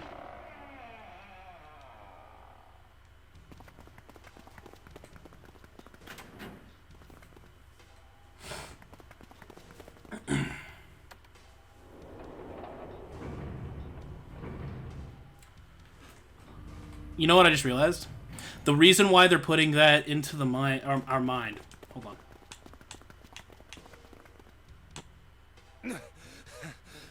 Alright, I'll leave here. The reason they're putting into this, like, of telepathy into our mind, of learned knowledge from other places, I think it's doing it so it has an explanation for why something changes in the coffin ending to the true ending. I don't know why, because technically the examples they give aren't the same. This is like a multiverse theory type deal, and you're learning stuff from. I don't know. I'm just saying, like, I think that's why they're putting it into our mind. Maybe it won't matter. I don't know. Junpei and Seven had finally arrived at the church, exhausted and out of breath. As their long struggle to catch their breath, their eyes frantically scanned the room. Where are they? Right here! Bop, bop, bop. I don't see them. You think they already went through? He reached up to wipe a palmful of sweat from his brow. Maybe. Even as he spoke, Junpei was already on his way to the larger than number 9 doors. Let's check the red. Display panel read vacant. He spun around and headed toward the smaller door. The red would tell him if Ace and Lotus had moved to another room. Engaged. It's occupied. Occupado! That means Ace and Lotus went through here. Yeah, it seems like it. Junpei and Seven stepped away from the door. They retreated to the center of the room, began to talk. What do we do now? Guess we can just jerk each other off or something. I don't know. What should we do? Can't do anything.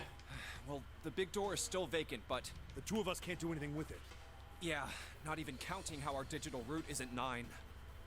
Just then, as they were pondering what to do next, there was a noise.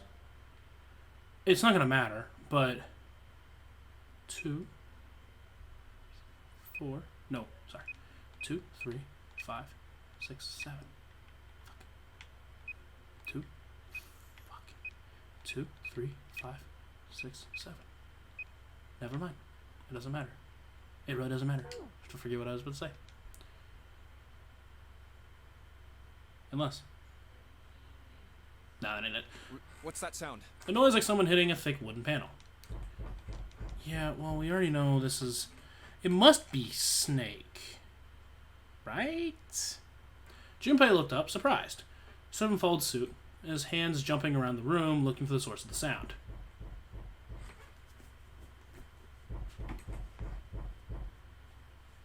It's coming from over there. It wasn't long before they found the altar. Or, more precisely, what was on it. The coffin. Yeah. Let's open it. How? By force. I don't think that's gonna happen. Well, you never know till you try, right? The only necessity for success is the willingness to suffer 1,000 failures. You don't have a time for 1,000 Who said failures. that? I forget. Me! Anyway, we've got to try.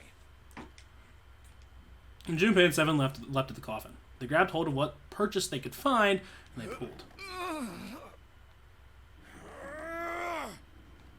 Damn it! See? Didn't I tell you?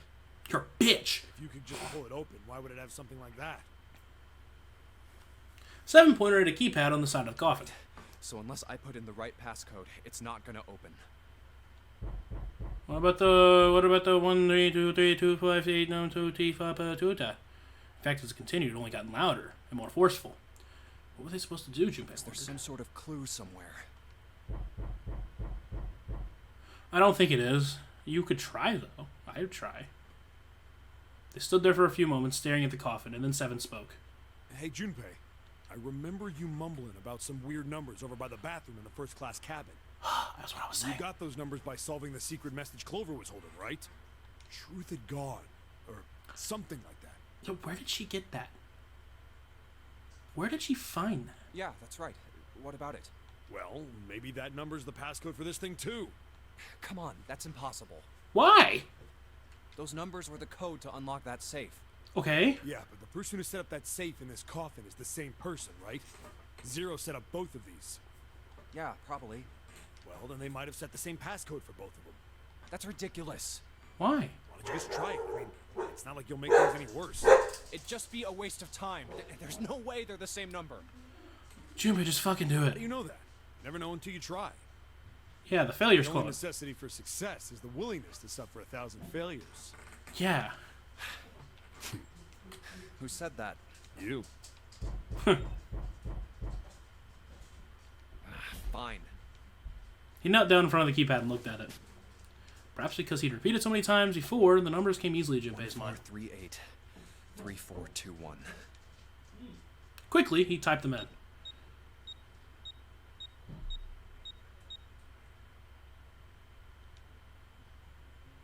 He checked that he entered the right numbers, took a deep breath, and pressed the E button. It only took a moment. What? You gotta be kidding me. There was a click. And with a heavy clunk, the lid of the coffin slid off and onto the floor. Someone sat up from inside. Snake! This is rough. This is sad. The worst part of it is, like, I don't think it really matters numbers-wise.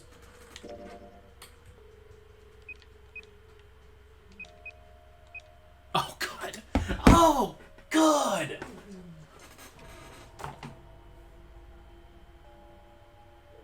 Unless he has 4. But even if he has 4, it's not going to matter. We have too many at that point. 2, 3, 4, 5, 6, 7. That's 6 numbers. It equals 9, though. I wish one of us was 0. We break the game for us or something. Make life so much better. Okay. You? Why? Ah, those voices. Junpei and Seven, unless I'm mistaken. Yeah. Where are the others? Are they elsewhere? Of course, there was no reason Snake would have known anything about where anyone else would be. So... Clover's dead, blah, blah, blah, blah, blah, blah, blah, blah, blah. Junpei and Seven looked at one another. It was a great deal he needed to know, but... They had to tell him something, however, so they began to talk. Snake explained to them how he came to be locked in the coffin. Apparently, he'd been hit with some sort of knockout gas, and Junpei and Seven explained what had happened to the rest of them. I see. I believe I got the gist of everything. Have I been sufficiently caught up? Have you guys told him about the worst part? No, there was one thing they kept from him. There was one thing, however, that neither Seven nor Junpei could bring themselves to say. The Ace had killed Clover. They feared that if Snake knew, he might well go insane. They decided as much by a look at the moment Snake had climbed out of the coffin. That still doesn't explain why you were trapped in here. Can you just... No, please. Just tell him. Please. You've still got no clue about Zero's true identity, let alone why the hell he's doing all this. Why did he put Guy X in Snake's clothes? Is all this stuff somehow related to that notary game that was played 9 years ago? Hey, Snake, do you know anything? Junpei put the question to Snake. His answer was less than illuminating. What are you talking about? I apologize, but I have no idea what you're saying. It seemed as though Snake was, perhaps, not being entirely honest, but that knowledge to Junpei and Seven that knowledge to Junpei and Seven Oh, was good. come on, just tell us if you know. I don't know what to tell you. How can I know something I don't? No matter how many times they asked, he insisted he knew nothing. It was becoming clear that Snake wouldn't give in, and every second they spent asking him was a second wasted. Bad. We're running out of time. We need to go after Ace. However, they stood in silence, the overpowering atmosphere of the chapel almost stifling. Junpei, Seven, and Snake simply stood at a loss for what they should do next. What do we do now? He glanced over at Snake's wrist. Sure enough, he could see the number 2 bracelet on Snake's wrist. The three of us can't make a digital route of 9. Yeah, we just get 5. We're stuck here then. Hey, I just remembered something. Seven began patting his pockets as if he were checking to see if any of them held anything. What? What is it? I found something earlier. What did you find? This. He finally found the pocket he wanted, and his hand dove into it. Something round and metal. Number 4 bracelet. You guys don't have to tell him. You should have told him earlier. A bracelet. There was no mistaking the number glowing from them. Oh, it was a 0.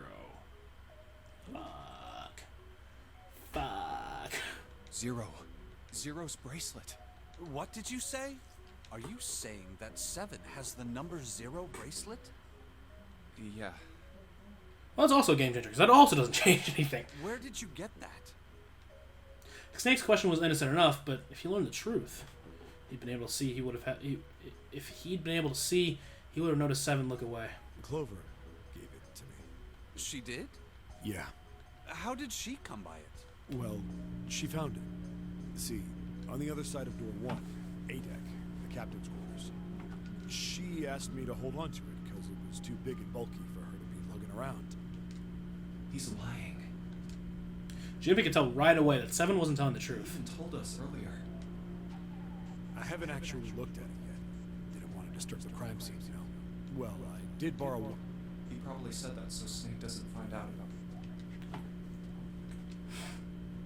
All right, Junpei. Been nice knowing you. Wait, what? Come on, man. I'm just kidding. If only this worked. Doesn't. Still, just in case, I want to make sure the Zero bracelet gets picked up by the Red. Snake, give me a hand, all right? Without waiting for a response, he started walking toward the door. Junpei and Snake followed him quietly. Before long, they found themselves in front of the larger of the two doors. Seven and Snake put their palms on the Red. Once they done that, Seven put the number 0 bracelet as well. Third asker appeared on the screen. Almost doing. They just need to pull the lever and door. Huh? Why isn't it opening? Well, the third asterisk lit up, so it must have registered the Zero bracelet. Maybe it isn't actually 0. Huh? What? That bracelet may not actually produce the number 0 when scanned. That is what I'm saying. Why don't we try a few different combinations? Perhaps we can determine what number that bracelet actually contains. Oh, got it. Junpei nodded. Hold on. Well, let's assume it's 4 for some. Like, maybe he took... Because she had it and then she didn't. Maybe... I don't know. 4, 6 makes 10. Plus 7, that doesn't help. That makes 8. I don't know. Okay? Like... 7, 6, and 4 makes 8. 7, 2, 4 makes 4. 2, 6, 7. That, well, I don't know why I tried that. We already tried that. Oh, I didn't try all of them. 2, 4, 6, 7. Why am I trying 2? All of them. 2, 4, 5, 7. It's gonna be 4. Yeah. Let's try all 3 of us and the bracelet. If this combination works, then the number for this bracelet is 4.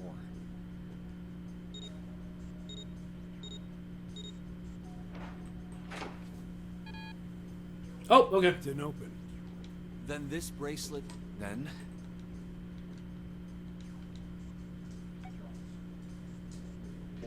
Let's try me, 7, and the bracelet. If this combination works, then the number for this bracelet is 6.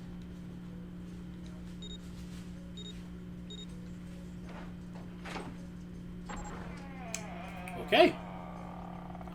What does that mean? It opened. What does that mean? Yes, so it would seem. Seven clearly hadn't thought their experimentation would produce anything useful, and it looked rather confused. Snake was, as usual, calm and smug. That doesn't really make sense. Door slid closed. Junpei's forehead furrowed as he That thought. means the bracelet is actually 6. But how is that possible? The display on the bracelet clearly shows a 0. Suddenly, from somewhere far beneath them, they heard a creaking groan of tearing metal. With it came the sound of water pouring into parts of the ship that had been recently dry. Oh man, that's not good. I guess our time's just about up, huh?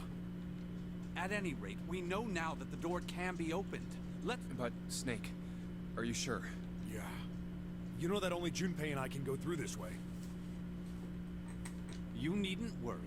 I have a solution to this problem.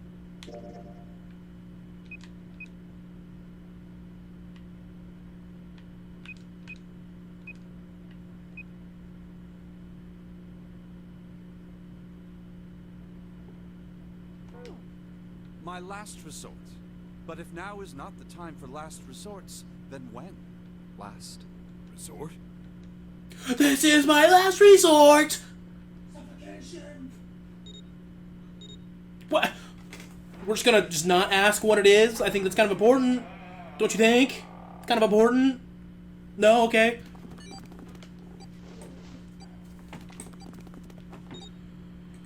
I suppose it's never a good thing to ask.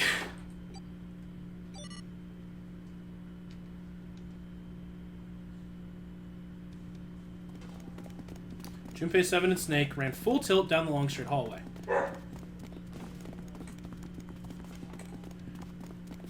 Oh, I guess... Okay, never mind. I guess Snake is coming with them. Wait, who? Why?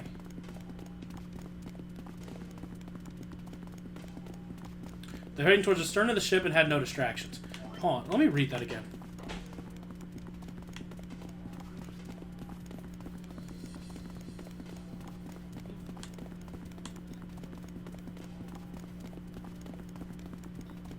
That isn't... Okay. As they ran, Seven spoke. I will admit, you really surprised me there, kid. I couldn't figure out how the hell you were going to get out of that one. How come you didn't do that right off the bat? As I told you, it was a last resort. Had I used it at the beginning of the game, I would have come under a great deal of suspicion. I imagine that most people would have taken it to mean that I was Zero. Once they'd convinced themselves of that, I wasn't optimistic about my chances of making it out of here alive, let alone unscathed. I felt it best to play my cards close to the chest, as it were. That way, if I were in a situation where there was nothing else I could do, I'd have a little trick up my sleeve. I'd just take my bracelet off. Snake's plan had been simple, but effective. He simply removed his bracelet. How? To Junpei, it looked as though Snake had simply crushed the bones of his hand until they were small enough to fit through the wristband. Of course, that would have been practically impossible. So, how had he done it? My brother's left arm is... it's fake. Snake had slid the bracelet off and tossed it into the coffin. I know this is kind of a weird thing to say, but I'm glad that's a fake arm. You don't have to be afraid of the door if you don't got a bracelet. Again, we are just leaving June and Santa behind. You are correct. He walked through the door easily, without authenticating. He stepped on the other side, unscathed, and began running down the hallway alongside Seven and Junpei. They kept running for a while longer and eventually came upon the stairs leading downward to the right side of the hallway. They stopped and peered around the I staircase. think these stairs connect to the bottom deck. Doesn't look like it's underwater. They nodded quickly to one another and jogged down the stairs. It took them a few minutes to make their way to the bottom deck. There was a single hallway in front of them, at the end of which was a single door. Let's go through that door. Junpei threw it open. Inside was a massive iron gate. A plate was affixed to the top of it. It read, "Incinerator!" Incinerator? Oh my. That doesn't sound very pleasant. Do you see a lever near the gate, perhaps? Yeah, right over here. How did you know that? Well, I'd be happy to regale you with the story. I imagine it should only take half a day or so. I think we have time for that. Junpei grumbled, gave Snake a dirty look, and jogged out to the lever. If you pull it, the door ought to open. Got it. He pulled the lever down.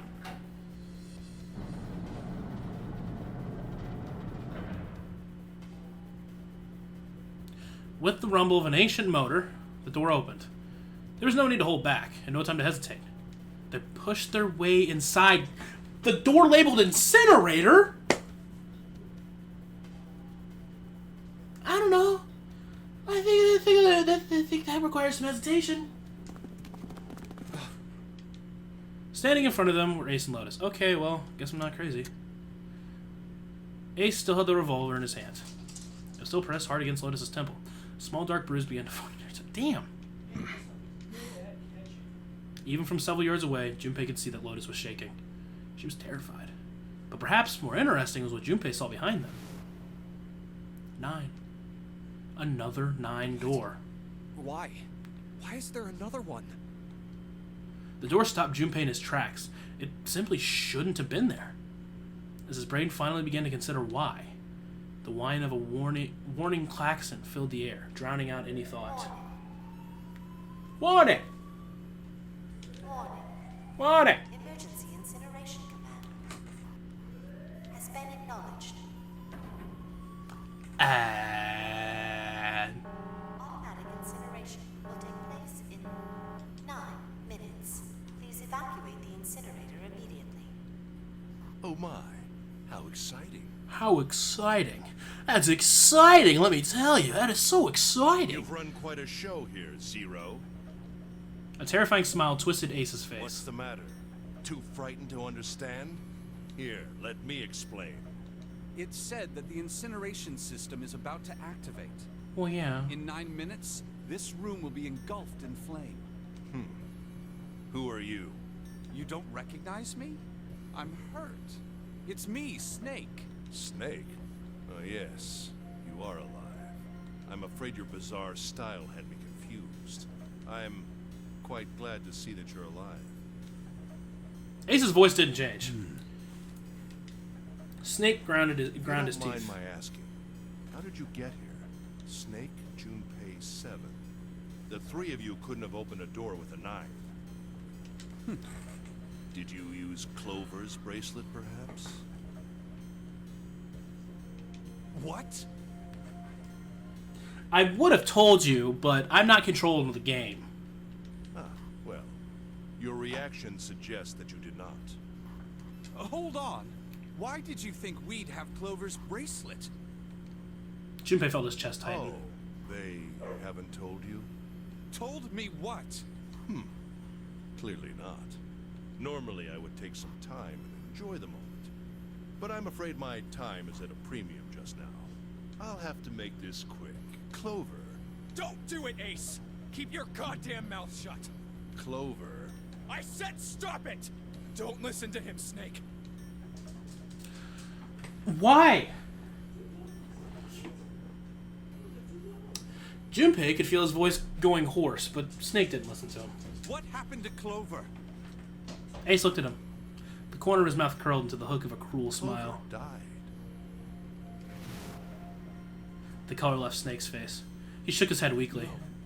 That's not true. That's impossible. I really hope that Snake is not Zero, because that would be very stupid of him. It's a lie. It has to be a lie. Oh, it's quite true. I can assure you of that. I killed her myself, you see. What? I'm sorry, did I stutter? I killed her. Did I stutter? Sorry, I'm not just phasmophobic. Oh god, Snake. Snake's face twisted into a mask of rage, mottled red, rising to dot his pale skin. His entire body shook. He looked to Junpei, disturbingly like a demon. I would have rather she died with less suffering. A bullet in her brain, perhaps, would have been ideal. Unfortunately, that would have made quite a bit of noise. Circumstances being what they were, I was forced to settle for the knife. The one the ninth man had, you remember. Now, if Snake was Zero, if he is Zero, I would be enjoying this moment a lot more. I believe I caught her just below the shoulder blade. I was rather lucky, in fact. My first thrust went right between her ribs. I thought your time was at a Her premium. flesh was so soft. My knife slid in so easily. There was no resistance.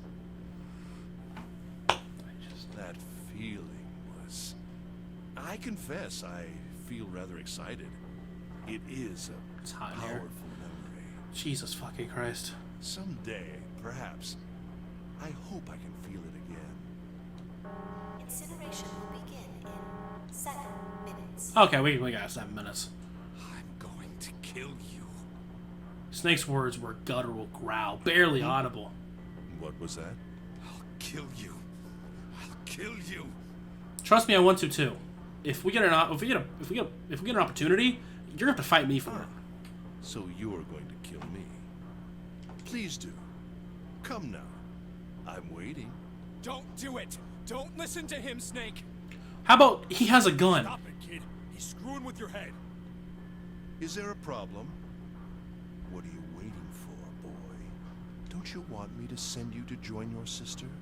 Don't! The Snake! Don't do it! But Snake could no longer hear him. Snake could no longer hear anything. He was actually dead.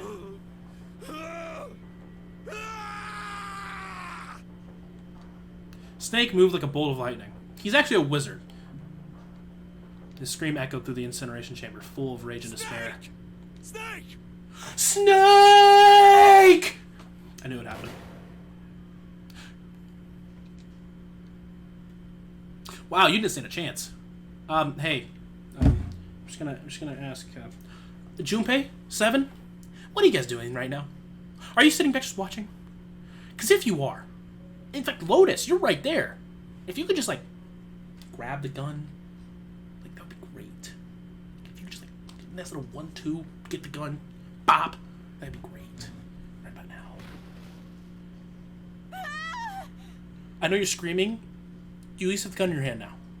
Another scream filled the room. It was Lotus. She ran across the room toward... Why? Her eyes wide with terror. Why? There's a dangerous man with a gun. You have a chance to grab it now. Grab it. You don't grab the handle, or grab the handle. Don't grab the thing. It's really hot. Lotus! Hurry! This way! Snake's ill-fated attack had loosened Ace's grip on her. She made a run for it. She reached 7 and Junpei and ducked behind them. Incineration will begin in 5 minutes. Wow, those 2 minutes were a lot quicker than the other 2. Give me the woman. That's not a nice way to ask for it. He raised the gun. Need her. Without her bracelet, I will be unable to open this door. Why hadn't you opened the bracelet? Why didn't you open more yet? Quickly now. I don't have time for your shenanigans. Shenanigans! In the center of the room, Snake's body lay eerily still. He looked like a human larva, prone and vulnerable on the floor. I see. Then it would seem I have no choice. There's a choice. We can all go through. Again, there was a choice. You guys could have made an attack with him. You could have gotten the gun. The rest of you must die as well. Fortunately, I have 5 bullets left. 1 for Junpei, another for Lotus, and the last 3 for that lump of idiotic man you call 7. I will take Lotus's body with me and leave this room. Incineration will begin in 4 minutes. Well, it looks as though our time together is at an end. You guys want to do something, or you just gonna stand on I and kill rather you? enjoyed playing with you. I know it's easy for me to say this, right? But, like, come on. Junpei could see Ace's finger tighten. He could see it begin to squeeze down on the trigger. His body tense, preparing for the catastrophic impact of hot lead against human flesh. Then it happened. Oh, Snake stood up. What? No, that's impossible. You see, I told you, Snake was a wizard. For the first time, Ace's composure broke. Someone run for the gun. With obvious effort, Snake lunged forward, 1 step closer to Ace. There's no reason he wouldn't just shoot him again. Then another. He looked, for all the world, like a zombie. Kill you. I'll kill you. His voice was the mournful wailing of the undead. Stay away from me. Get back. Stop. If you come any closer, I'll get away from me. Little by little, Ace was retreating. Why? What is he scared of? Maybe he is a wizard. I don't fucking know. Snake didn't stop. He continued his stiff, inexorable approach, his eyes twin pools of pure fury. Listen to me. I said, don't come any closer. Shit! You bastard!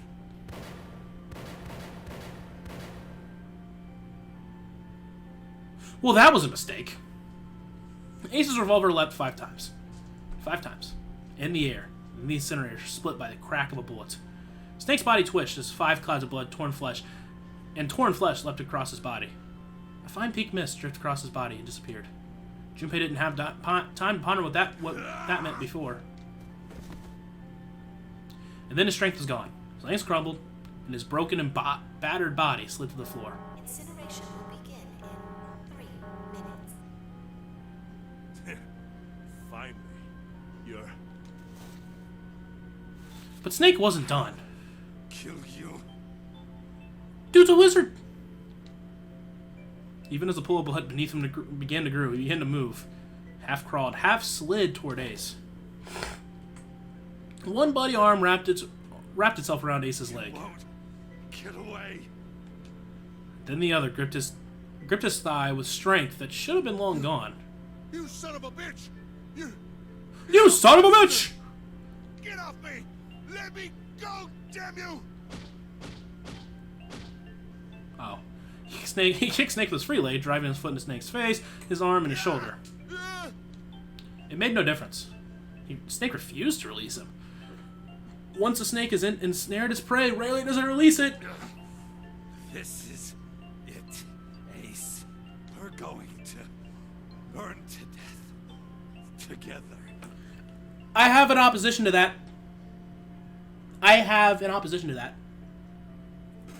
What? Incineration will begin in 2 minutes. I have an opposition to that. Yeah, damn it! Damn you! Get off! Let me go, you monster! Okay, look. Think about it this way. My company owns a wonderful hospital. It has excellent doctors. You're not wounded too seriously. I'm sure they can fix you up easily. You don't have to die. You could be saved. Just let me go. Pathetic. Begging for your life. Then Seven and Lotus began to speak. Junpei could hear tears in their voices. Their words were strained. Snake, that's enough. You can stop now. Yes! He's right, Snake. You've done enough! Come on, Snake, let's go. Let's get out of here. You have to come with us. We have to leave together. Snake turned toward them. He coughed and blood spattered across the floor. Then he smiled, a sad sort of I smile. apologize, but I'm afraid I can't do that. You'd best forget about me. You need to leave soon. If you all want to leave, you kind of have to leave with Ace. I'm just saying. I'm going to take him with me. Shut up! Be quiet! Shut up! Be quiet! Save Clover. My sister died He's Zero. because of me. He's gotta be. He's gotta be. Like, I don't understand why he wouldn't be. If he's saying that. Perhaps this will begin to atone for that. Why would you trap yourself in there? I'm just saying, why would you trap yourself in? You could have done so much better. You could have done something different. You could have done something so much different. You could have done something different. Like, you could have... Perhaps in the afterlife, she can forgive me. Now go. Go now. You have to go. Incineration will begin in 1 minute. God damn it! Shit! Shit! We gotta go! Seven ran toward the exit. Lotus followed him. But Junpei couldn't move. There were white lines down Snake's cheeks where his tears had washed blood away. He was a broken body and soul, and Junpei felt as though half of his own heart had been torn out. His eyes stung, and he tried desperately to swallow to clear the lump in his throat. Junpei, what are you doing? You have to get out of here now. Junpei's chest tightened, pulled taut by anger and misery, and a cold feeling of emptiness. Pure emotion surged through his heart, alongside torn to blood. He could feel it building, a tremendous wave growing taller and taller and taller. And then it broke, crashing down with a thunderous force onto his shaken, unprepared mind. Snake! Please. Junpei's rational mind was gone. Snake! He was driven by instinct now, and he launched himself across the floor at Snake and Ace. Or he tried to. Wait! Don't be an idiot, Junpei! He felt a hand grab him from behind. It was Seven. Before he had time to react, the larger man had pinned Junpei's arm to his side, and he was hauling him bodily back toward the door. No! I have to help Snake! Snake! Get off of me! Let me go! Incineration will begin in 10 seconds. 7, 6. Damn it, I don't get a choice, kid! Don't blame me for this, alright? 5, 4, 3, 2, 1, 0. Oh, they didn't go through the exit door. Oh. 2 and 3 are locked down. Beginning incineration. Junpei felt Seven's fist buried deep in his stomach, and his legs turned to mush. Seven scooped him up in the same motion and leapt to the door. It slammed shut behind them. Junpei struggled to shaky feet. He glanced over to see Lotus only a short distance away. This is a long fucking ending. Holy shit. Junpei ran to the door. There was a small window cut into it. Inside, he could see Ace and Snake. Shit! Damn you all! Well, Why? I'm okay with this. Fuck you. Why? Snake! Why me? Why you? The hell you mean, why you? I told you I wanted you to burn in hell. This is the closest thing to it. I don't deserve this! What? Answer me! Answer me, Zero! Why? I'm right here. Why? Zero! Zero! He dead. Thank God. No one liked him anyway. Nice face. You know what? I can go to sleep with that face there. Knowing that face is gone.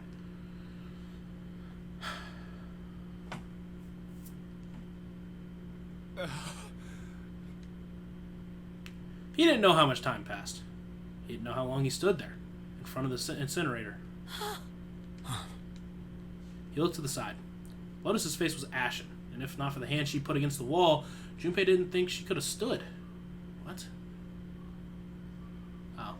Seven looked old and tired and used. His eyes stared at the floor, seeing nothing. Junpei said nothing.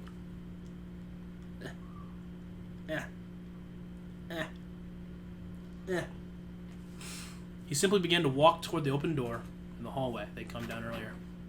Hey, wait! Junpei! Junpei, where are you going? He blinked when their voices broke the silence.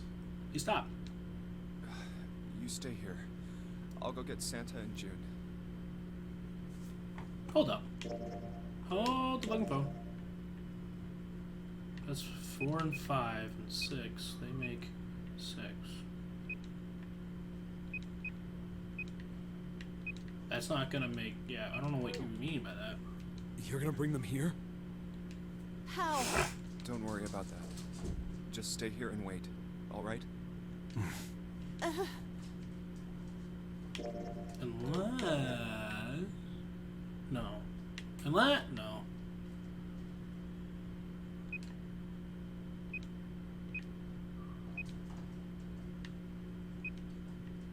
Yeah, 6, that's not gonna change the comment. I don't know. He looked over his shoulder and watched Seven and Lotus grow smaller and smaller. They stared back, not moving. He wasn't sure if they could. He turned around again. He knew where he was going. I saw an elevator on the way here. If I could get it to work, then maybe... Before long, Junpei found himself in front of the elevator. Next to the door was a button with a triangle on it. I'm assuming this is... No, we're still not there. Oh my god. Please work. He pushed it. The door opened. Yes. Yes.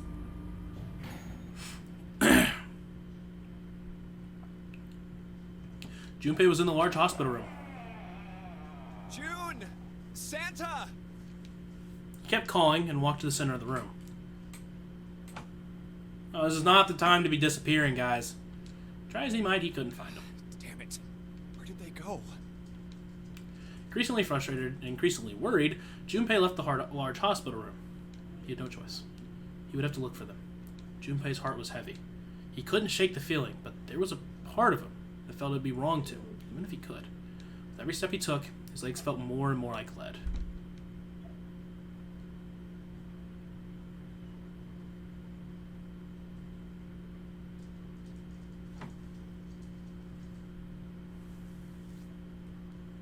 You check the mine room?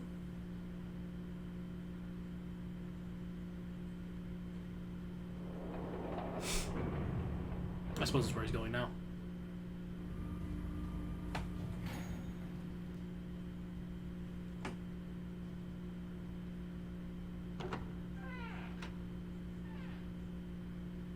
That's the first place I would have looked. But sometime later, Junpei found himself at the chapel.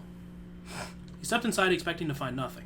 But there, on the red carpet, the center of the room, June. No, codenames didn't matter anymore. Connie! She was Connie. Junpei cried her name and ran. Like lightning, he ran across the room toward her. Connie! He stumbled to a stop. He looked down at her.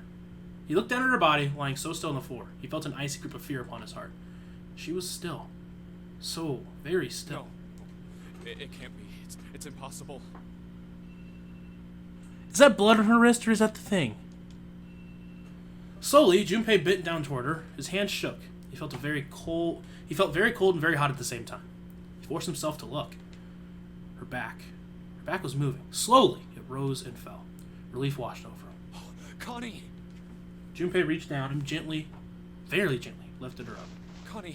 Connie, are you alright? Jumpy? That's me. Her face was pale and her lips were dry and cracked. Her eyes were blank and cloudy.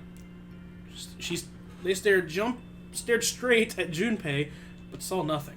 Trembling, Junpei wrapped his arm around her back. She was cold. Very cold. Junpei tried to convince himself it was only his imagination, but she felt as though she were fading away. He could feel his heart pounding frantically in his chest. Connie, what the hell happened to you? You feel... Jumpy, I'm sorry. I'm pregnant. Her voice was very faint. I might not make it. No way. No way I am going to let you die. I am going to save you. I promise. I'm sorry. I don't think it's going to work out like that, dude. Thank you, Jumpy. Thank you so much for everything. Especially leaving me alone for 7 years. Really happy to see you again, Jumpy. Even though we were in a very tough situation. Really happy. I still don't know why these two people are here in this situation. I think these are the two randos that are just kind of here. But then again, at this point, I think Lotus and Seven are random too. Don't give me that I was crap. You're gonna see me again lots more times. You just gotta hang on. All right, Connie? Jumpy, did you know? I'm pregnant? You meant a lot to me when we were kids. Obviously not enough to keep in contact. Just saying. I've liked you for a long time, Junpei. You could have said that you could have said that when we were like 13. That would have. Junpei's vision had gone blurry. It took him a moment to realize his eyes were filled with tears. He could feel a piercing point of heat deep in his heart, like a white-hot flame. He looked down at Akane. There was a crack of static from above his head, and a voice spoke. Zero. You son of a bitch! Where are you hiding? Junpei frantically scanned the ceiling for a source of the voice.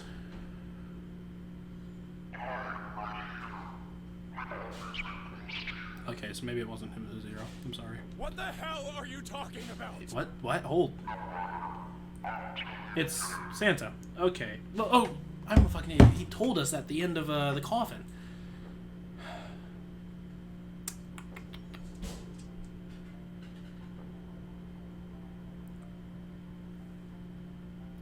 Why me?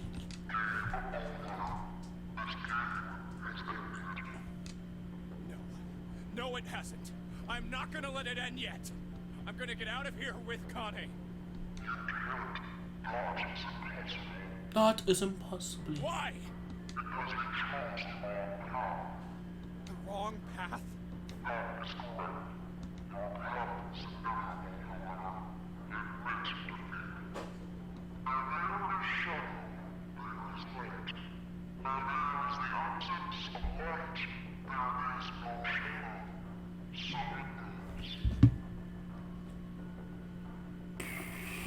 Okay. What are you talking about? I told you! I am not gonna lose!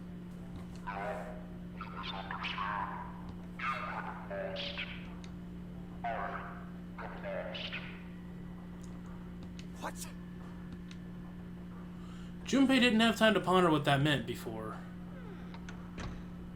He heard the door slam shut behind him. He spun around. There was no one there. Was it Zero? Connie, wait here. I'll be right back, I promise. She managed a single nod. Junpei laid her back down gently and left for the door. He yanked it open and shot outside. No one. The hall was empty. There was nothing moving anywhere. Where are you? It doesn't matter. I need to get Connie out first. He didn't want to leave Connie alone any longer than he had to, so Junpei turned around and headed back to the chapel. I fucking knew it. It doesn't make sense, but I knew it. Connie? Connie. She wasn't there. She wasn't anywhere. She'd been lying there on the floor just moments before, and now she was gone. Oh God. No. No. Where is she? Connie. Connie. Connie. Snake! Oh. You're supposed to do a snake, not Connie. His cry split the heavens themselves. God, you're a powerful being. He screamed until his voice gave out. Then he screamed some more. And some more. Some more, some more, some more, some more. He just didn't stop. He died. But there was nothing. Except screaming. No answer. Except his own screams. His voice faded away, and all that remained was cold, unfeeling silence. That was when he noticed it. Huh? A strange smell. One he'd smelled before. This is... white smoke. 9 seconds later, Junpei's mind winked out. Just winked out. Do we win? Oh, come on! Well, that's not the true ending. Unfortunately.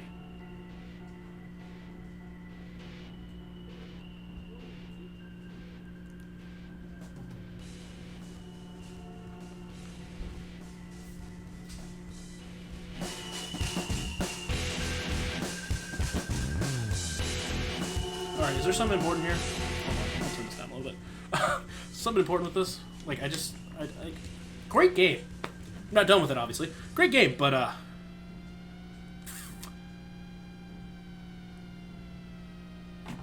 I'm taking this out for a second. It's so goddamn hot in here.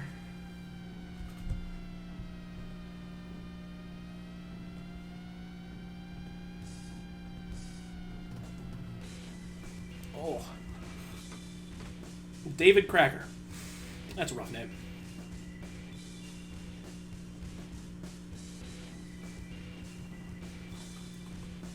Morphogenic field zone. I can't. Morphogenic field zone.